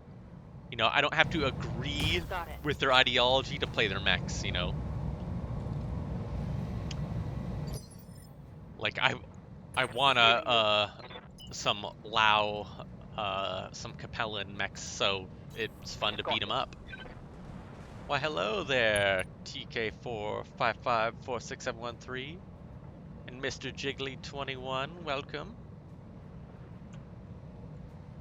We're always happy to be a jiggling. Cougar C has a Gauss rifle.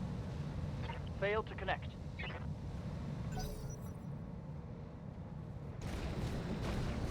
Mr. Jiggly, Tarian paint jobs, absolutely 2 thumbs up. Can't go wrong with that.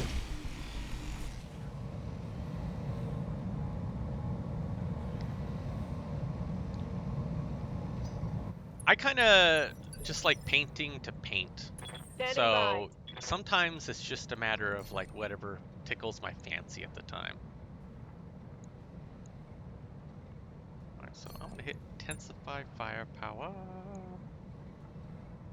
I'm gonna hit this cougar, I guess. Confirmed.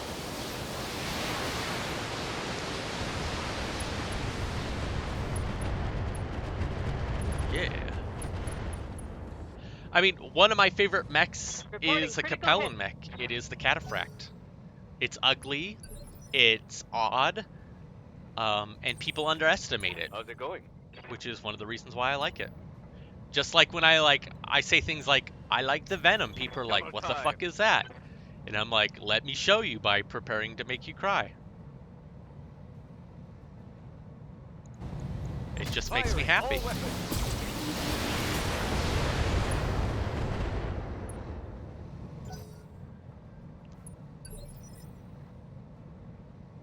My Annihilator is painted like Winnie the Pooh. Ready for orders. Because he just kind of looks like it, Roger. Full speed. Slap these guys fast cam. Acknowledge. Hey, okay, what is a rather underappreciated mech from each house and periphery faction? Like I said, the Venom. When I said the Venom for House Kirita, people just like, what the hell is that?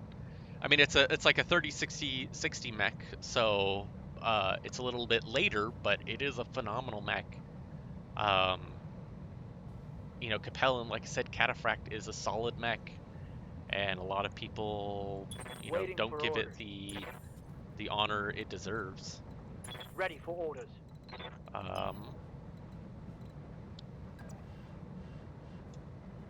Let's look here. As for like Steiner or Davian, so Negative damage. I have never. I have a hard time enjoying Davian's heavy like assault mechs because they really like the Victor, and I really don't like the Victor. I think the Victor is trash. But that's my opinion. The Victor and me just do not jive together. It just always seems to break. So I don't like it. Ah, God, I was sleeping. What do you want? What mechs does Van Sant prefer? Well, whatever mechs I they don't can get a like hold going of. fast. It's scary.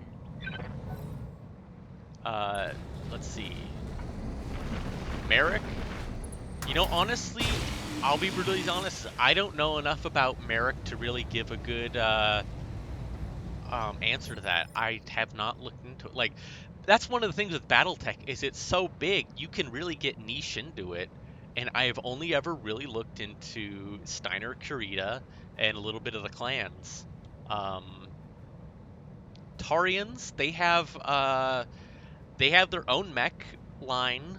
They have like the Toro, Commander, which, I mean, it is what it is for a periphery mech.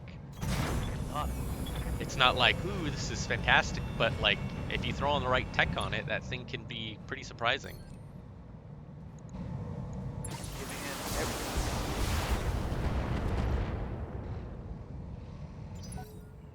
Yeah, Van Zant's mechs are all like run by corn and corn oil, basically. Good to go.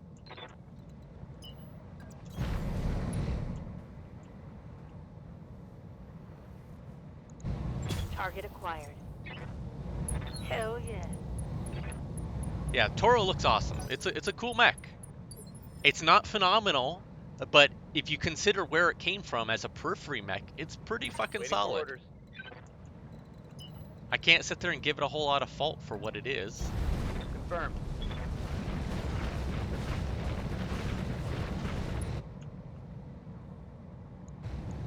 Acknowledged.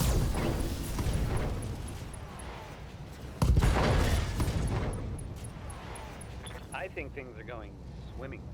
Don't you? Yeah, see, Mr. Jiggles knows more about the variants for Merrick mechs and me. Phoenix Hawk 1, Trebuchet, 5N, Shadowhawk, Shadowhawk 2H.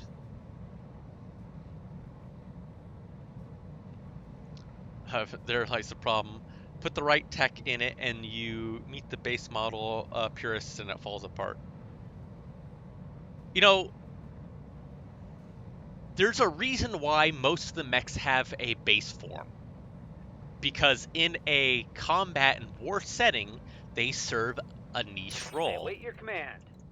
Yeah, you can pimp it out and have it do all sorts of stuff and make it its own thing, but that's usually because you're doing more than, like, say, the base form or something.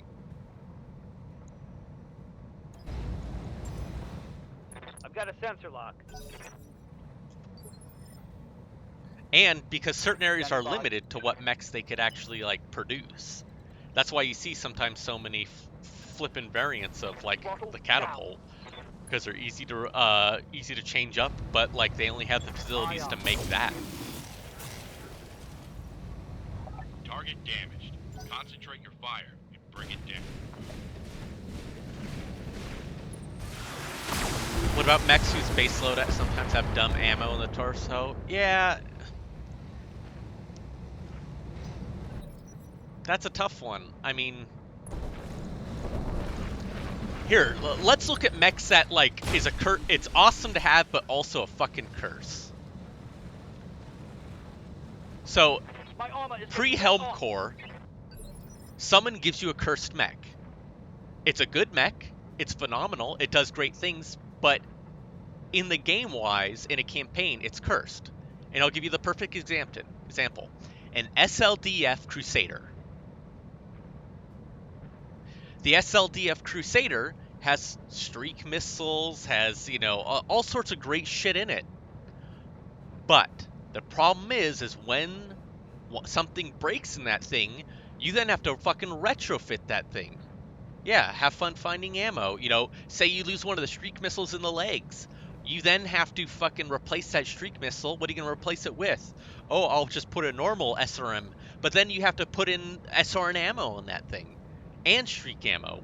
So now you have to completely redo it. So do you pull out the other streak and put 2 SRMs? And then, you know, just completely remove the streak system? Commander? That is an example of a mech that's like, it's wonderful to On my have, way. Double time. But like in a campaign, it'd be cursed. Does the Crusader have missile fists? It does have missile fists, right? And it has double heat sinks. Exactly. You pop one of those double heat sinks. Good luck fucking trying to find a refit of that. You'd be spending a fortune just trying to keep it up and running. Anytime something breaks, it's a complete and logistical nightmare. Because then you have to completely like retrofit the thing. Which is hence why certain mechs went out of style, and that's why they just completely butchered or like ripped apart a variant. They're just like, oh well, I can just never run this again, because we just once these parts are broken, it's just worthless. Let's get this done. Solid connection on that one. Exactly, Chills. You get it. It's like, that's why chem lasers and light rifles and things they eventually replace all that good tech, because it gets busted. Target confirmed.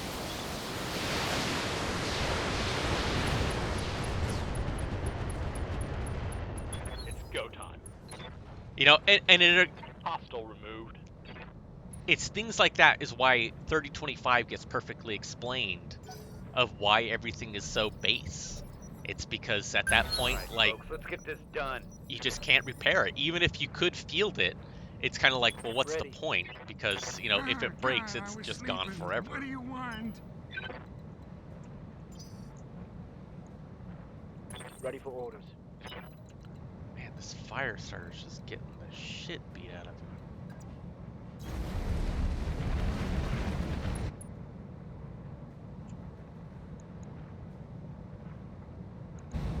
I copy. Have you no shame? You're attacking the family of Tex's ex-wife. He doesn't. Don't worry about it.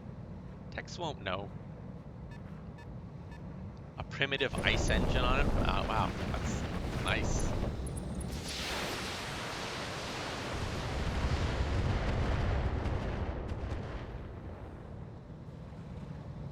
Minimal damage on that. Yeah, some models have LRM-15 cuffs. Oh, God, I was sleeping. What do you want? I like the idea of a Crusader, but they're too... The Crusader, to me, is a lot like a German War II tank. It's great. It does its job. And it has too many fucking moving parts for its own good. Targeting outstrap.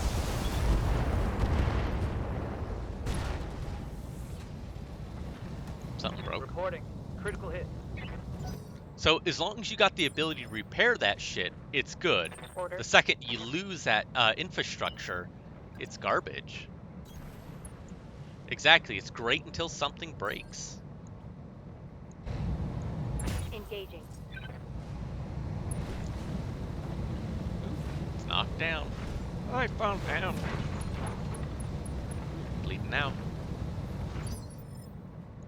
And that's one of the fun things about like BattleTech campaigns that a lot of people don't really get the experience or chance to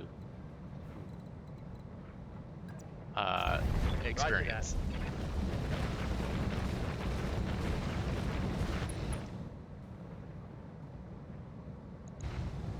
Try having. Nice. Kablooey! Take that. It's one of the reasons why the 4P is such a fucking fantastic mech. It's simple, it can take a licking and keep on ticking, and it's easy to replace all the shit. It has a clearly defined role, and it does and excels at that role.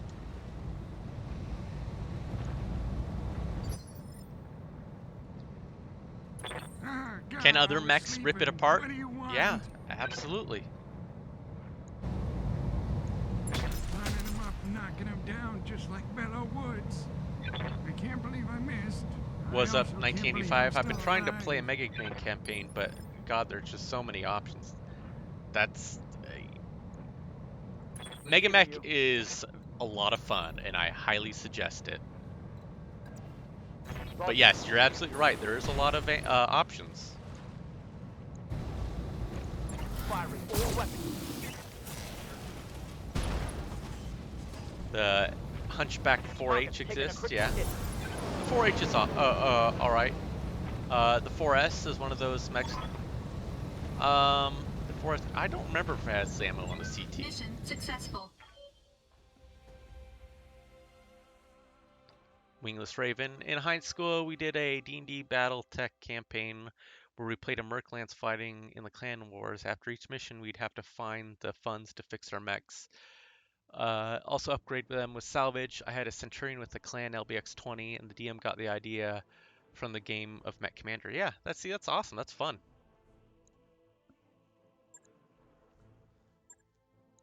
You know, the building and rebuilding of your mechs is a blast. I should grab another thing of elemental battle armor, because why not? Is there any good weaponry that I want? Large pulses are great. Clan Excel engines. Clan Mask.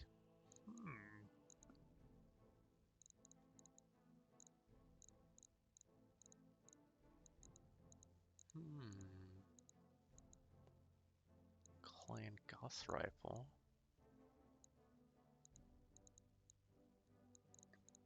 I'm gonna grab some Excel engines. Can't have enough of those. Woo!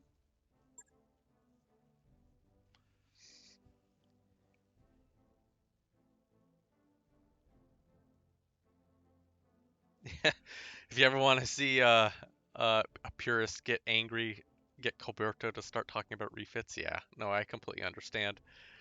There are all certain mechs that just lend themselves extremely well to using the basic bitch old equipment like heavy and light rifles, the Hunchback Charger. You're absolutely right. And, you know, and for most, like, combats, I think it's going to be fine.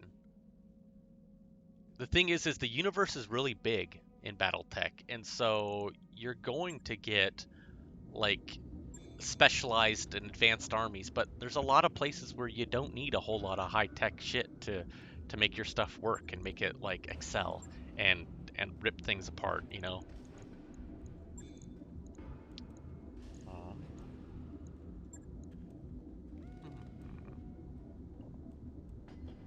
Header C. Omni. Sure thing. We'll see that it's prepped and ready. Let's get this adder up and running. I want to see what I can do with That it. work order you submitted is complete. Are there enough periphery mechs for a box of models, maybe? Maybe.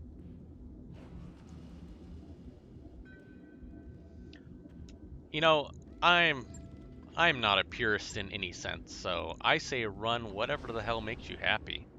And if people have a wrong with that, or a problem with that, then, well, they can eat a bag of dicks, in my opinion.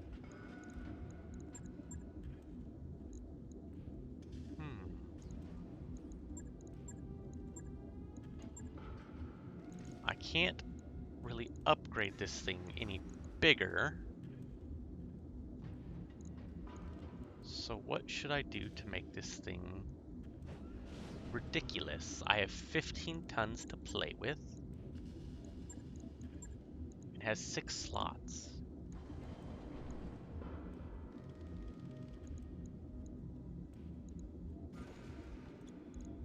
Hmm.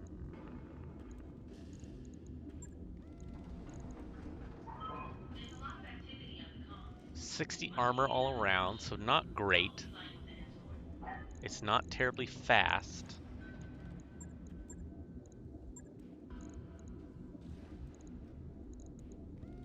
I could give it a bunch of clan LRM5s.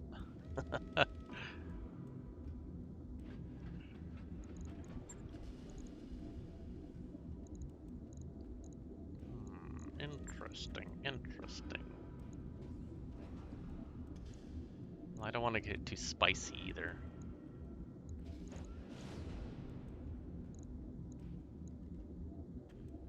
Thunderbolt 20.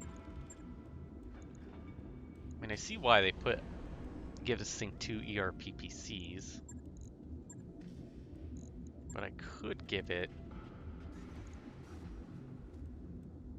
Like, I could give it a bunch of medium pulse lasers.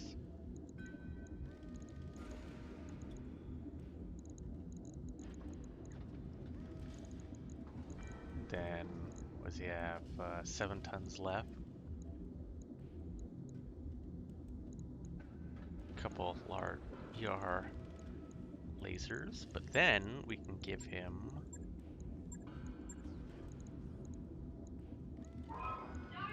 some clan double heat sinks because I have plenty to spare.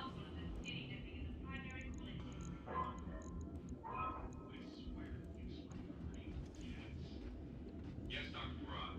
I'll handle it. Lord Grimus, you have a wonderful evening. Yeah, some of the direwolf builds you can make are just bonkers.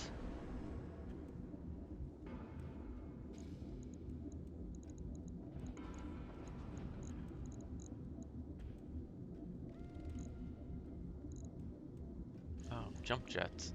Completely forgot about jump jets.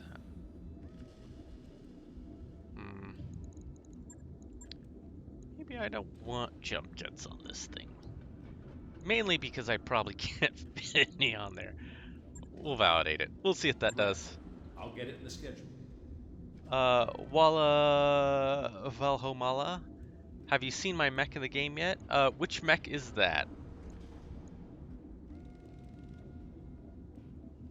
You're absolutely right, Jiggles. The guy with like the oldest mech usually is going to be the last one standing because he has to be better with less. And that has its own set of quality that most people underestimate. Mech warrior training complete. Standing by. What's up, boss? Training confirmed, Commander. Ready for orders. Diggs. What has he got? Invincible target. Let's give him invisible target. That way, Diggs, who's always in the go fast urban mech, can never be Training complete. they can never strip off his evasion, so he can just say, fuck you, I'm Standing Diggs, by. and I'll do what I want. Mech warrior training complete. The Xerxes 4W, I have not seen it yet.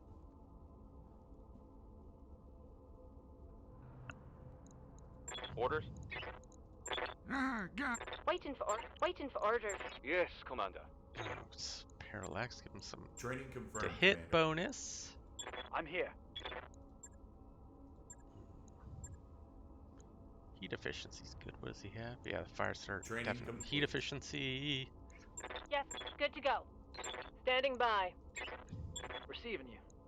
All right, let's look at contracts. Actually, who do we sell system? What can we sell? We can sell a bunch of these mechs I'm not going to run. I mean, I guess I can hold them in reserve, but really,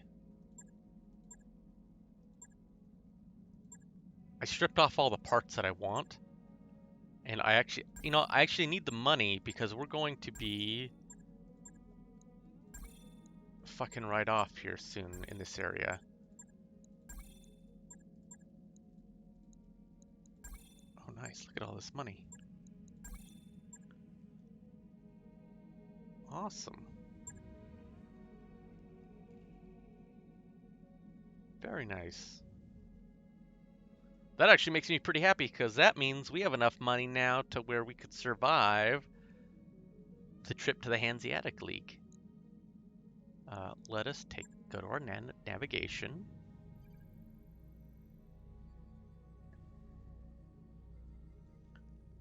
How long will it take? 66 days. Travel cost $1 million plus another $1 million. Let's 68 days. All right, let's go here. We're gonna do it. We have enough dosh now. By your command. We're leaving clan space and we're finally making our way to the Hanseatic League. I do have some prototype heat sinks, but I don't have a prototype heat sink kit yet. So, ugh, it's expensive, but I need it. Oh wait, what? Oh, I already have upgrades in progress. Oh, Hanseatic faction. Yeah, I mean, we're just going there because I haven't really played around there.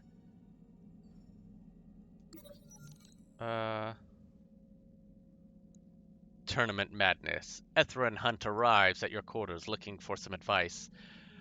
What had started as a competition training exercise in the training module has since evolved into a shipwide tournament, with mixed lances of mech warriors and other crew. Ethern Hunt and Lord Grimos have been competing together. But Commander, Lord Grimos hasn't been pulling their weight, and my other two teammates are looking to me, as Lance Captain, to do something about it. I'm feeling a bit stuck. What should I do? Suggest you hold extra practice, or tell them to replace Grimos. We're gonna see extra practice. There you go. Hype. There you go. You're right. Now's not time for everyone to step up. Later that week, you visit the training room and check the leaderboards. Ethra and Hunt's lance has risen to the standings. He walks up behind you. Thanks for your advice. I just wished I'd challenged the team even sooner. We have made it into the finals, but next session we've got this for sure. Hooray! High spirits for 30 days in this long-ass travel time. Yeah, I'll probably buy some. Oh, that's expensive, but that's okay. It's gonna cost us like 3 million. Which means we're going to be stuck in the Hanseatic lead for a while until we get up enough dosh to leave again.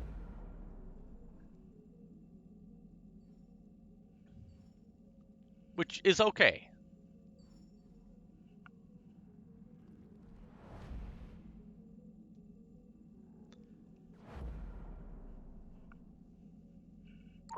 Those upgrades you asked for are online, Commander. Yeah, older mechs are definitely cheaper. They have their, you know, there is something to it, so. I'll get the crew moving. Alright, well I need to stop spending money. I need to make sure I get there in time. If I even have contracts there. It'll be fine, it'll be fine. It's not like we're gonna get stuck in the Hanseatic League or anything like that where we can't get back to the Inner Sphere.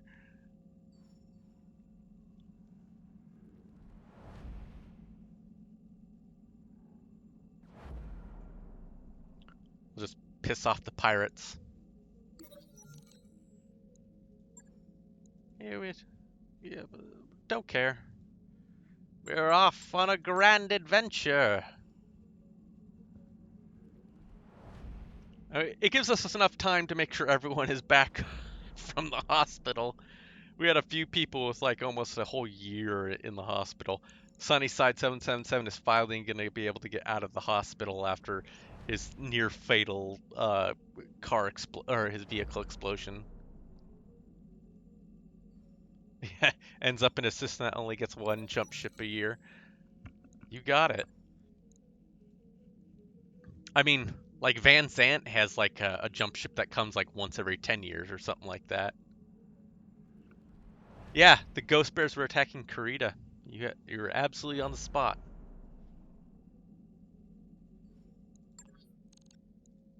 These even have store? No. Let's look at the navigation.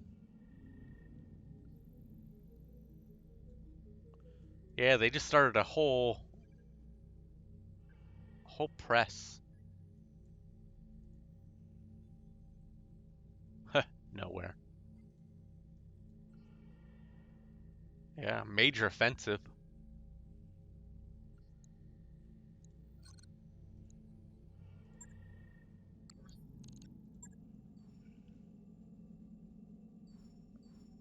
Yeah, could you imagine just having to go to some of these shithole star systems where there's like nothing there except a small beacon?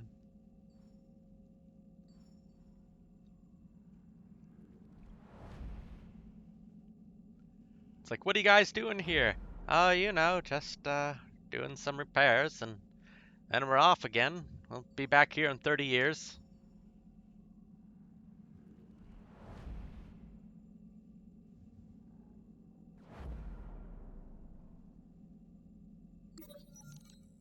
Uh, the catapult. It's never going to work, says Fezbear. It'll work, says Sabercat. And even if it doesn't work, it'll be awesome, says the Digimon 619. You look curiously over at the three mech warriors clustered around the table in the mess hall. Noticing your interest, the Digimon 619 calls you over, showing you a miniature medieval catapult constructed of dried noodles tied of edible foam and elastic bands. Why, you ask? We were using utensils at first, but the cook took them away, says the Digiman 619. Sabercat says that if we can get it to tune properly, it'll be great for radishes. Let's supervise. Haha! Yeah, they like that. They're not there. Ready to go over financials whenever you Yep, are. I know. All this money's going. We sold like 2 stars worth of clan mechs to get out here just to be like, why the hell did we come out here for?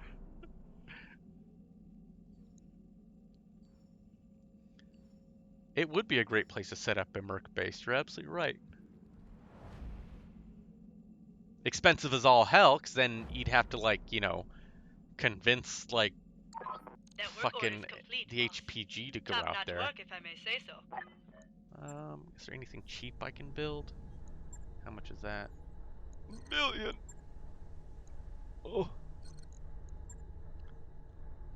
Ooh, that'll be worth it. All right, I'll get the team on it right away. The drives. It'll get us there faster and get us back faster.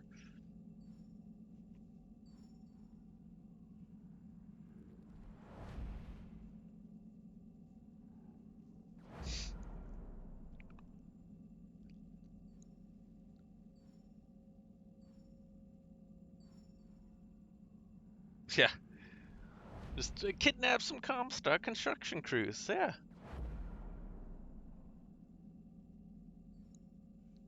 Yeah, free from interference. Yeah, you'd be your own little periphery warlord.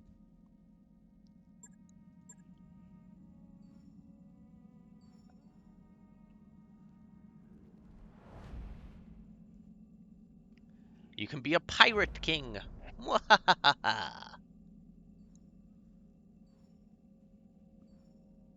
Which wouldn't be bad. I mean, like, imagine having a whole planet to yourself, ruling it with an iron fist.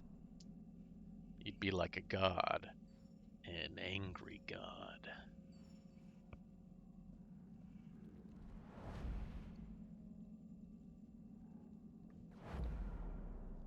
Although I feel it would be funny if you got pushed out by just a bunch of infantry and tanks, no mechs.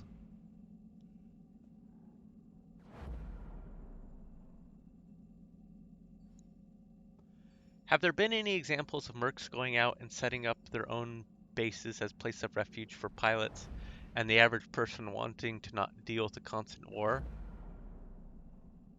Not that I can know of. Oh, right as the last financial report hits. I've got the financial report.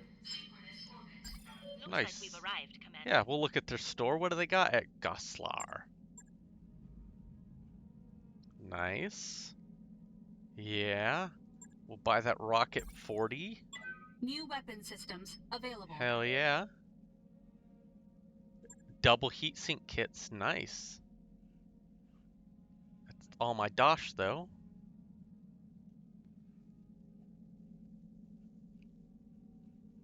Okay, cool. Good stuff. Good stuff. Let's look at the contracts. There are personnel working outside the ship. Do not rotate, A solo duel? or energize any external electronic Yeah, we'll equipment. do a solo duel. We'll take all your money, too. You know who we're gonna give? You're gonna have to fight Diggs. These guys at the Hanseatic League are gonna meet the Titanicus Urbanicus, the greatest piece of urban mech machinery from the inner sphere. Would be a Solaris 7 champion if I... A Solaris 7 champion. Solaris 7 champion. Holy shit. We could go to Solaris 7 because they have special Solaris 7 matches now. We could go there and be champions of Solaris 7 with Diggs in the urban mech.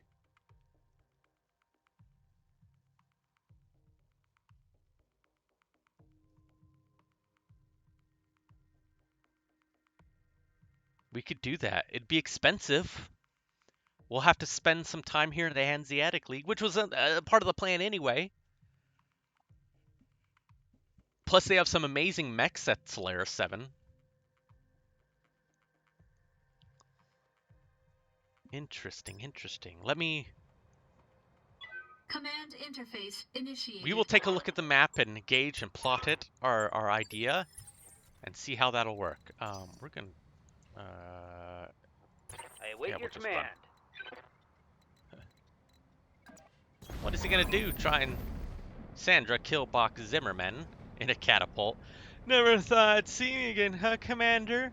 You wouldn't if it wasn't for Gnarl's raiders helping me off this forsaken moon. I can't forgive you for what you did now, unlike last time. Let's finish. Who the fuck are you?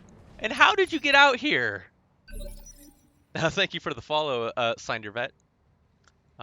We'll go after him.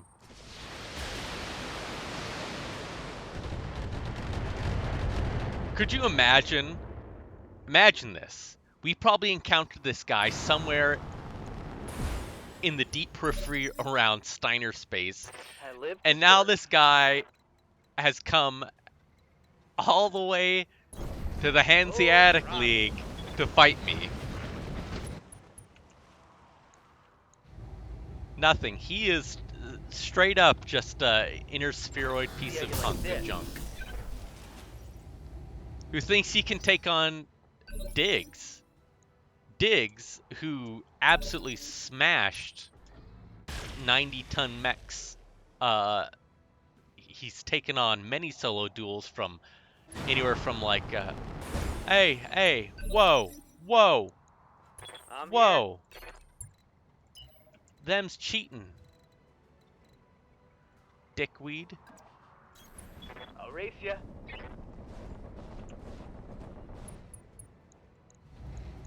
Welcome to my album. Cheaty jerk.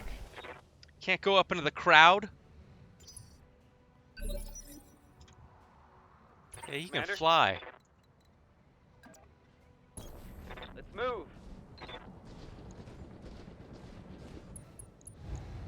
Got it, Commander. But I have speed. Cindervet, yes, thank you for the follow, Biden. Oh, you're gonna try and DFA me. I hope you fall down.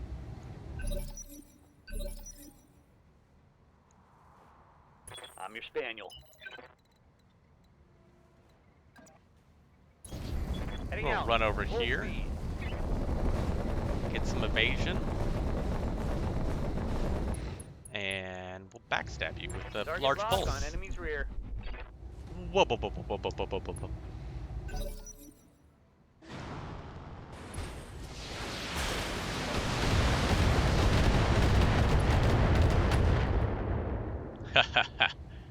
Diggs is sitting in his pilot Hey, going, is that the Let's best flip you the dog got? floor. There you go. Get some cooling going on.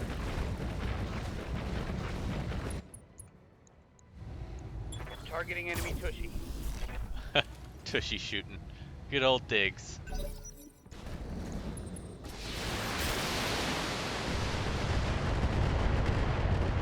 I don't know about you, but, you know, if I saw this urban mech going so fast that his fucking, you know, Ready for order. actuators were on fire, and he just keeps running back and forth, you know, blasting me left and right, I'd be panicking. Acknowledged.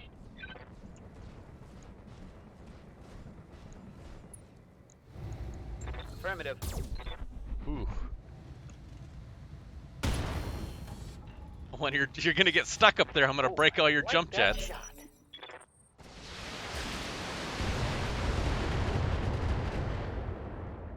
Just bobbing and weaving, 10 evasion. I'm literally like doing kick flips and like dodging Oh, midair. hell yes. These shots.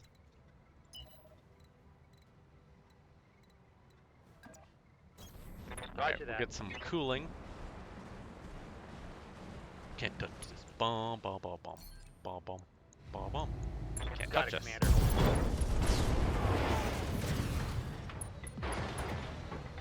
You have been designated. Do the math, Chief. One less target. Yeah, exactly. It's going so Mission fast that the successful. LRMs can't even, like, you know, lock on to hit. All I can imagine is that Urban Mech going so fast he's moving like a Gundam, and he's just like jumps up into the air, bounces off one of the LRM missiles, and like does a somersault kickoff, and just like never even touches the ground, is just flying through all these missiles. We'll take catapult pieces. Runs on water, yeah, exactly. Has like Thundercats music. Thundercats on the loose. Do do do do do. All the while blasting with pulse laser goodness.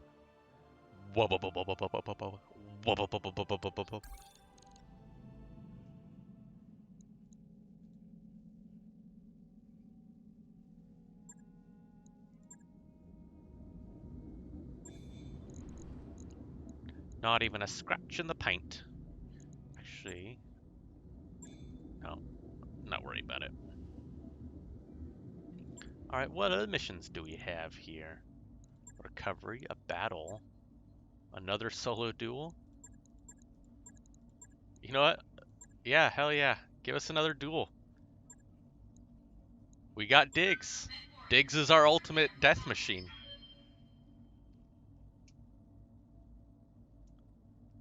My job hunting might be coming to end soon.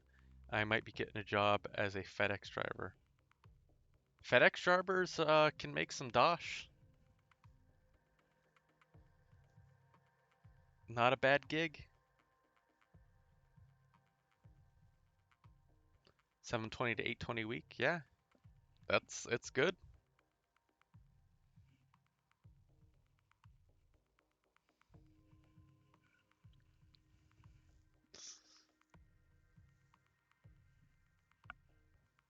You know, one of the reasons why I stay in Alaska is because it's one of the few places where I can just like walk into a place and say, "Hey, I need a job."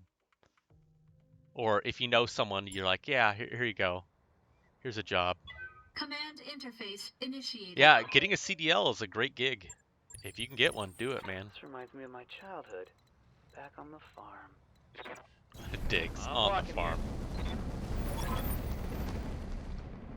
What do we got? I don't know what that is.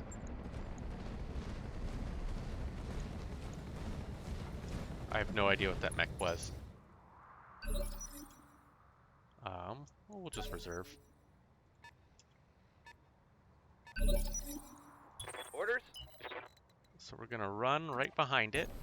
Going full throttle. A lupus. As Dr. House would say, it's lupus. Holy shit. Holy shit. I was not expecting this. Alright, well, get wrecked. Dark Cast Clanner Pirate. Okay. Yes, Commander. Let's look. Where am I at?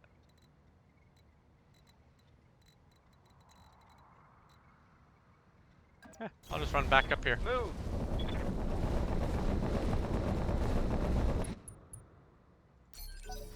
What are you gonna do, buddy?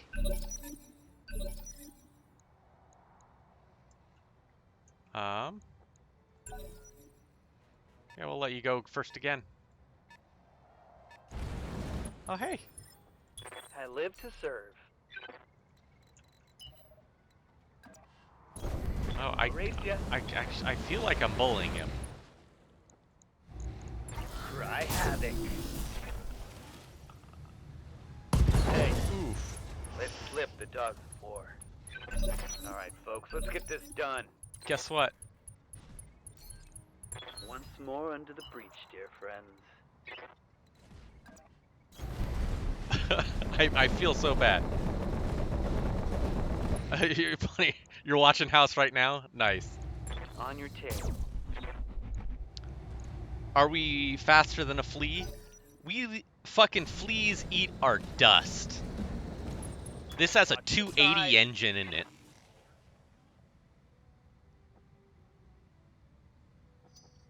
Oh, hell yes. Like, a flea couldn't even get close to this mech.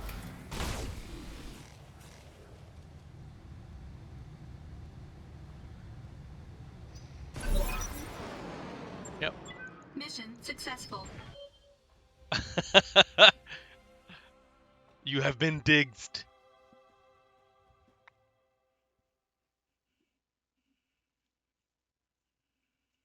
Oh man, that was interesting. We did it for the money, but like,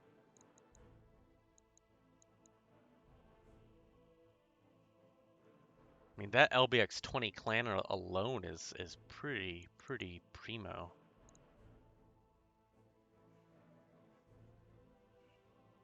I mean, I'm not gonna see one of those anytime soon. I'm gonna grab that. So why not? He better have hit, because like I wounded him. He only had 2 actions left before he turned to paste. He bled out because Diggs basically like cracked his windshield and cut him up.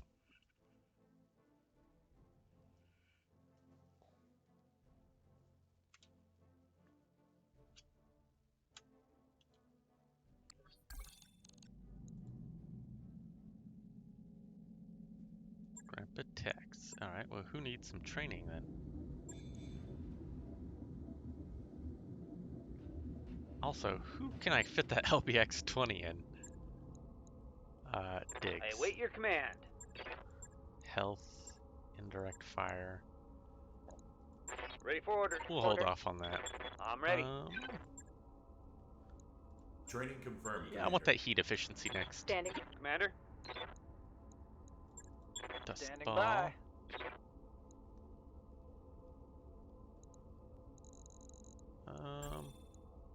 Battle Lord, yeah, Training complete. that's good. Standing by. Commander. Everyone has the stuff. Ah, God, I'm Waiting for orders. Mech warrior training. Nice. complete. Grimos is getting up there. Waiting for orders. Training confirmed. Paladin Commander. Star is getting up there. Some training. Receiving you. Parallax, Orders. Sabercat, Orders. Good to go. Digi, Awaiting orders. Sue. Training complete. Better at shooting. Waiting for orders. UNC Samurai. Mech warrior training complete. Excellent. Put it on Irby. Well, yeah, I mean, it already is on Irby. Oh wait, I see what you're saying. This one, actually. This one has the AC-20, which means I could put the LBX-20 on this thing. Ammo. But do I have LBX-20 ammo?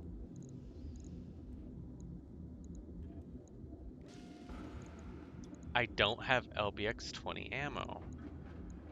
I bought UAC-20 ammo, but not LBX-20 ammo. Well, fiddlesticks. But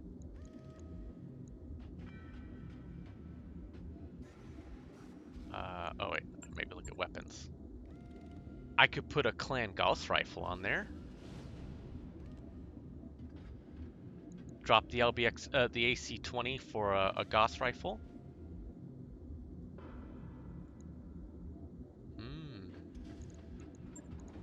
Do I have Gauss rifle ammo? I do.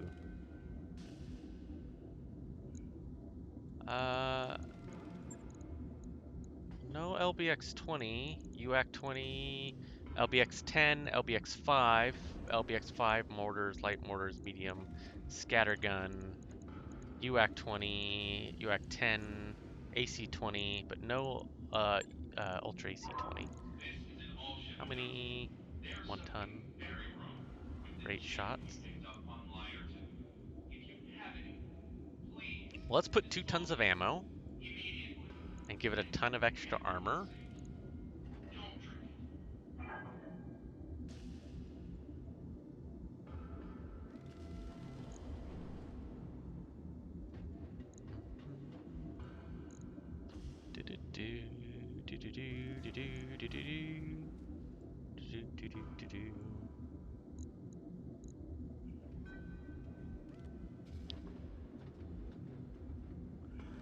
Yeah, let's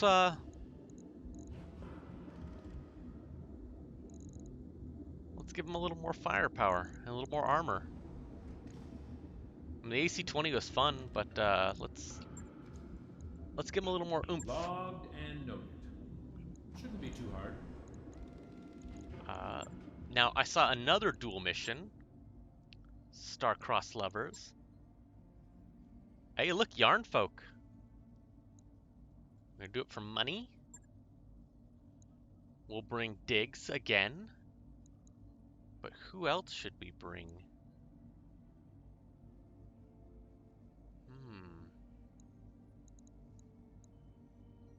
Typically we bring the assassin because of its speed as well.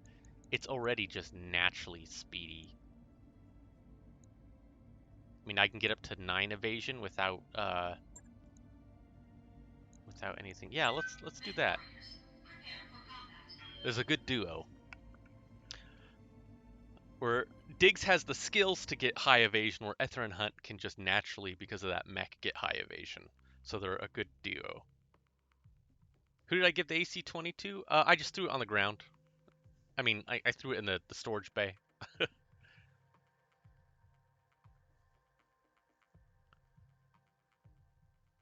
Who are the Yarn folk? We'd actually just discussed this earlier in the stream. The Yarn folk are basically nomadic space Vikings in the deep, deep, deep periphery who are essentially like myth and legend.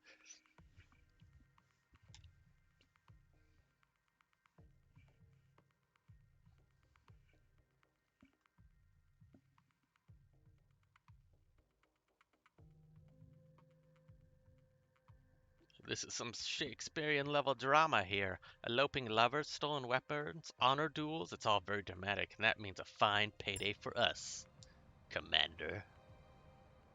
Command interface initiated. Yes, yes, yes. No, no, no. Ready for orders. Ether and Hunt. Yeah, see, look, he can just get 9 evasion right away. And Diggs will get 6, but he has the greater speed.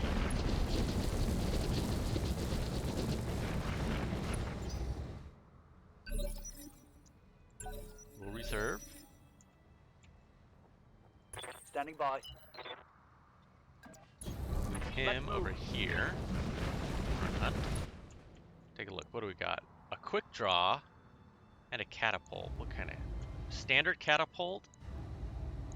Ooh, chem lasers and rockets. I say we go for the quick draw first because it's a bit softer. Target missed. Ow, ow, ow, ow, ow, ow, top.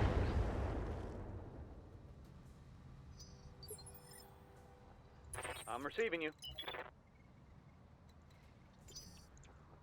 Ready for orders. Confirmed.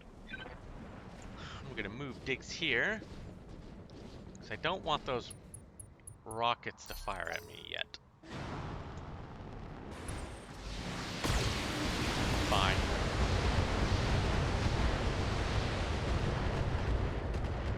What a dickweed.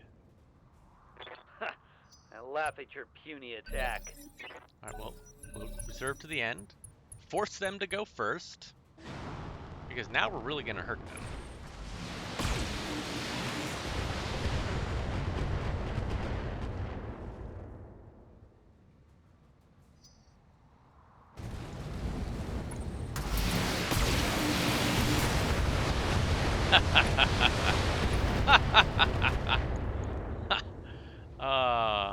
Light damage, Commander. You have fallen into my Commander? trap.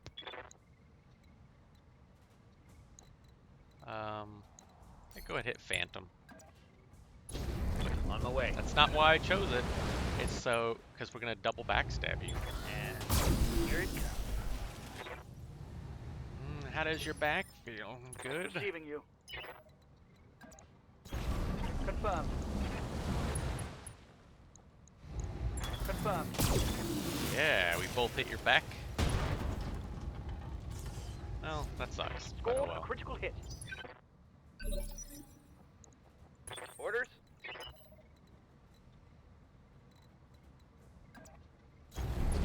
And Diggs will move over here, get 9 evasion. But also, so we get yet another backstab. Actually, can we multi-target? We can. Let's hit him here and hit him here. Roger that. Boom, backstab. Now the catapult's getting backstabbed. See, that's why Diggs is the man. Diggs is just gonna literally... Honey?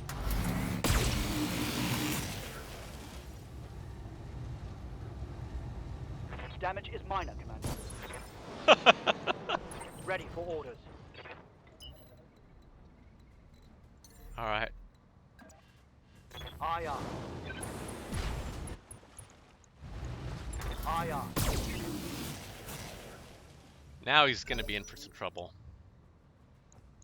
Because catapult is spicy and he... Yeah, he's super scared. No retreat. I'm ready.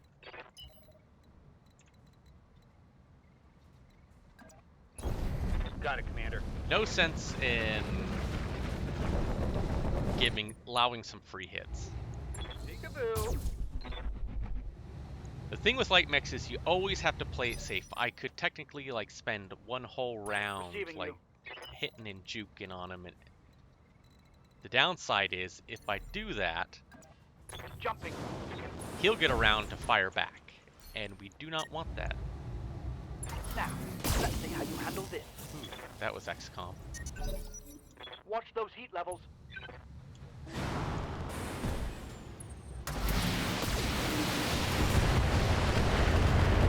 Alright, so this is actually advantageous for us.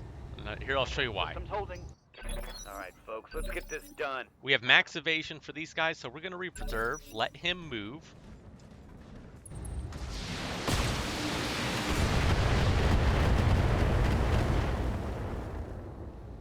And we did this for a specific I'm showing minor reason. damage.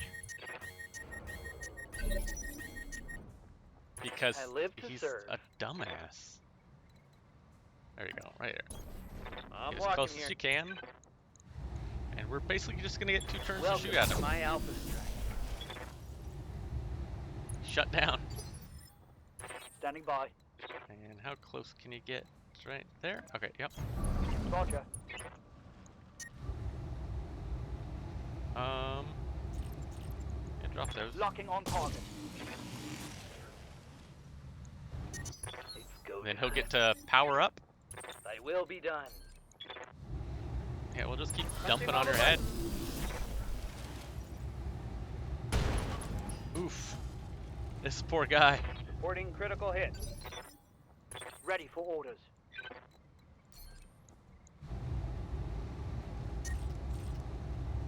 Yeah, might as well. Targeting for an alpha strike. Head pop. Tango down. We just casually walked up and just proceeded to blast him in the Mission face. successful.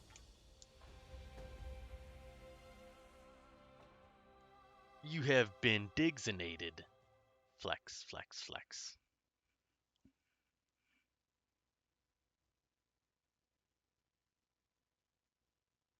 The good news is I already have a couple parts of a catapult, which means if I take these catapult parts, was there any catapult? I might be able to get a catapult.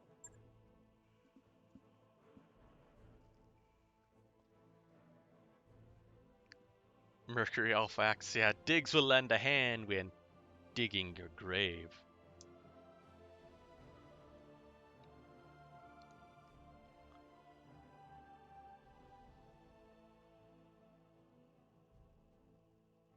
So,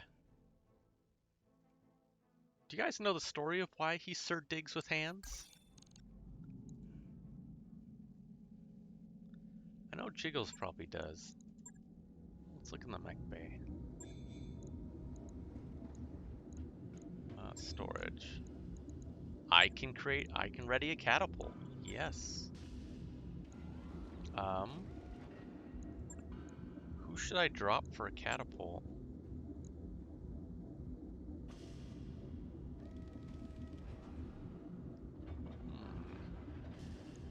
I'm thinking this fire starter. Falkenstein does.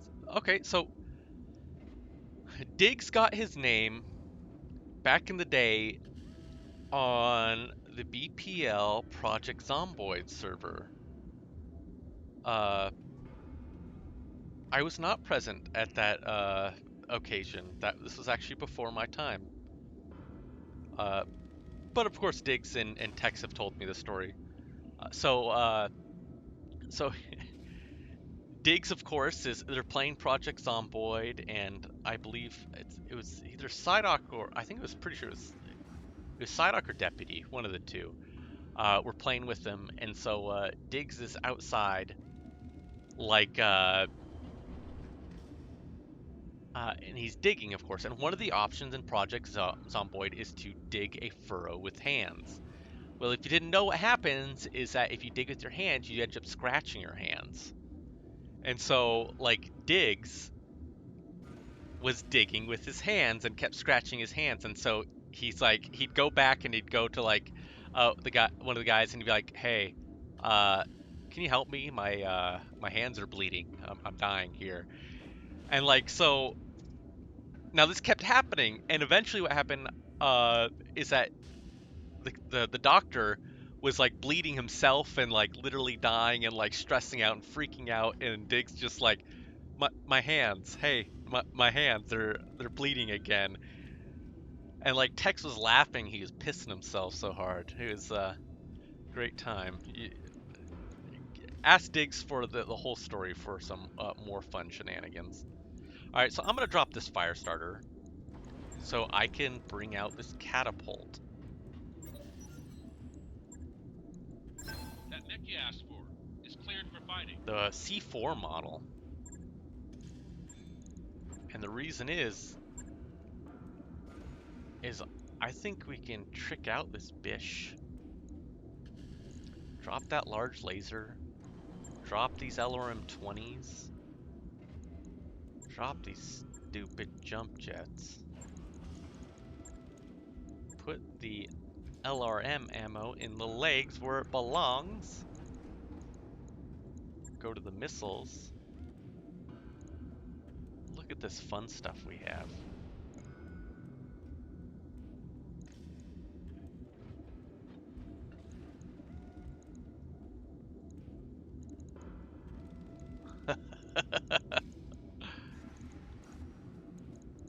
Oh yeah. Oh yeah, that's what I'm talking about.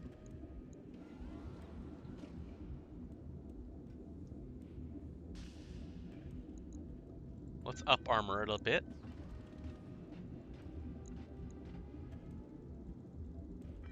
Because why the fuck not? We have the tonnage to spare. Fuck, I don't even need that small pulse laser. That's a waste of tonnage.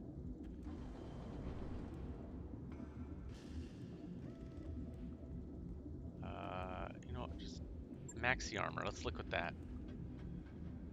Alright, we're gonna... There you go. Drop it to 8.5. Say about there. Okay. Alright, what can we do? Okay, so it has double heat sinks, which is freaking phenomenal. What does that do? Let's look here. Okay. Internals. Well, we can put Clan Pharaoh on it, because why not? Which means we can probably do some more here, but we'll worry about that in a bit. What is does that give us, really? Just some more space. I mean, really. But why not? Doesn't hurt.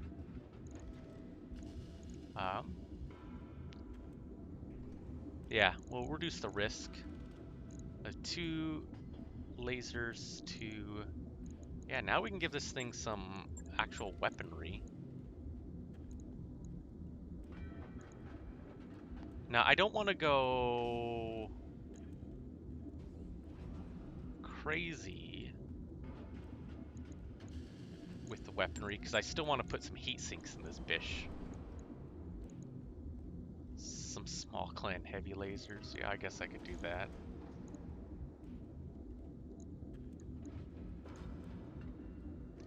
Yeah, we'll put some clans small lasers and just a regular small laser there. Which means we have enough to put heat sinks in. Double heat sinks. Put one there. Actually, what are some goodies I could put to help reduce some heat?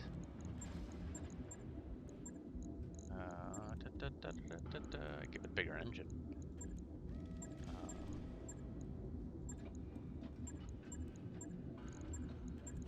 Alright, well, we'll just put some heat sinks in here then. Heat sink, heat sink, heat sink, heat sink. Now I'm out of heat sinks.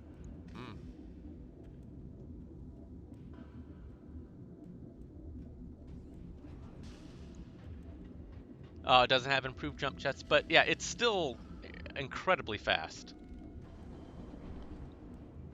I don't have a clan double heatsink kit. So I actually have to have the clan double heatsink kit, otherwise I won't take it, yeah. So I won't be able to do that. It'd be nice though. I mean, I guess I could put some jump jets on it. Or some equipment on it, like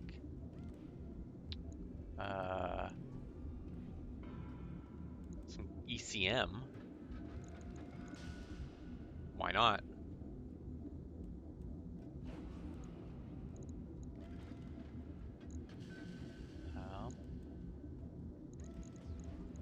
Do I have, let's look here. Ammo. Missile ammo.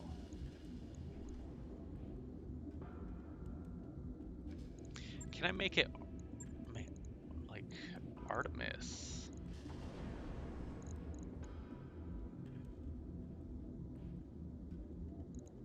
Do I have Artemis ammo? I have 3 tons of Artemis.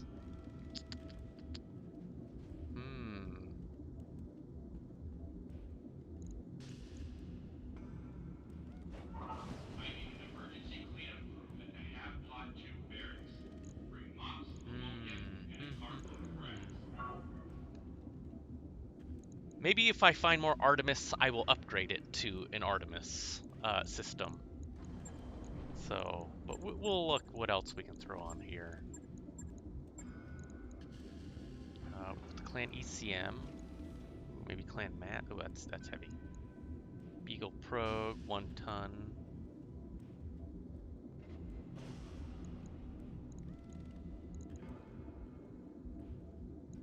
Laser Insulator, half a ton. This weapon must test heat generation by 5. I can put that in there, and that'll work for, yeah.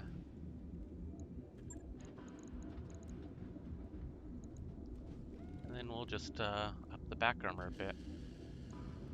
Alright, that'll be good for now. 17 days, like that's a pretty good little fire sport mech. Right. I'll get it in the schedule. Wonderful.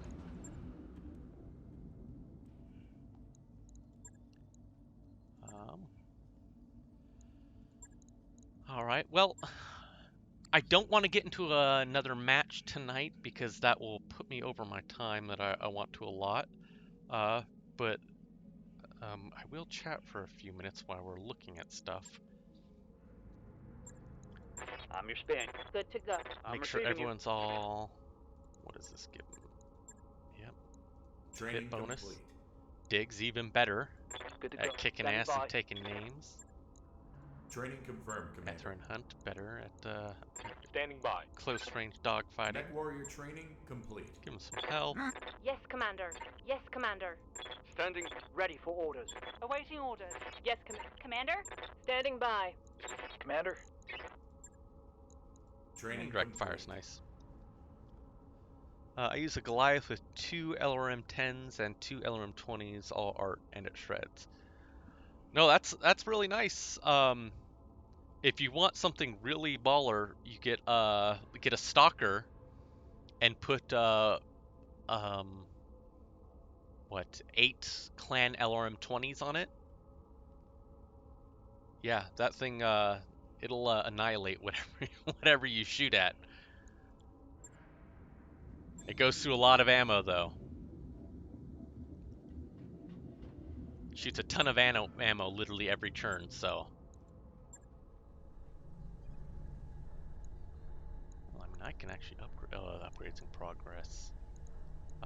Actually, let's look at our navigation. How long would it take us to get to? Right over here is Solaris, right there. Yep. Okay. I have it memorized. If you didn't know. Yeah, Solaris has all these good stuff, so I'm in pretty good. It is 100 days, which is 1, 2, 3, 3 pay periods. Yeah, too bad we can't do that in MWO exactly. It's a factory world, has a Comstar presence. It is Lyran, which means if we allied ourselves with Lyrans, we would then get access to their good stuff. It's rich, it's recreation. It has it's a game city which has specialized a game world that has specialized missions. Travel cost 1.3, so we could spend some time up here farting around. I'd say if we get about like maybe 10 to 20 million, we can then run down here to Solaris 7 and look, an invasion's going on by Chanelaine. Oh, okay, neat. What are these yet? These aren't sword burbs. Oh, they're channeling isles. I totally went through them and never even like. Interesting. Okay. But yeah, so Solaris 7, that would be a nice stop, and we could do a bunch of game world missions. All sorts of fun stuff, and they have like a lot of really choice mechs there. So it's not bad. But I kind of want to do some stuff in the Hanseatic League, so we're gonna do a bunch of missions here, get some money, and go from there. But I hope everyone's had a lot of fun tonight. I had a lot of fun. Yeah, if you have any mech builds or interesting mechs, be sure to let me know. Like I said, next week is going to be a little weird because it's the meetup, so we might do something interesting. We haven't made up our mind, and we're all kind of doing it by whimsy. But something will happen next week. Will it be BattleTech? Probably not. It'll be something though. The following week we'll pick up back up with BattleTech.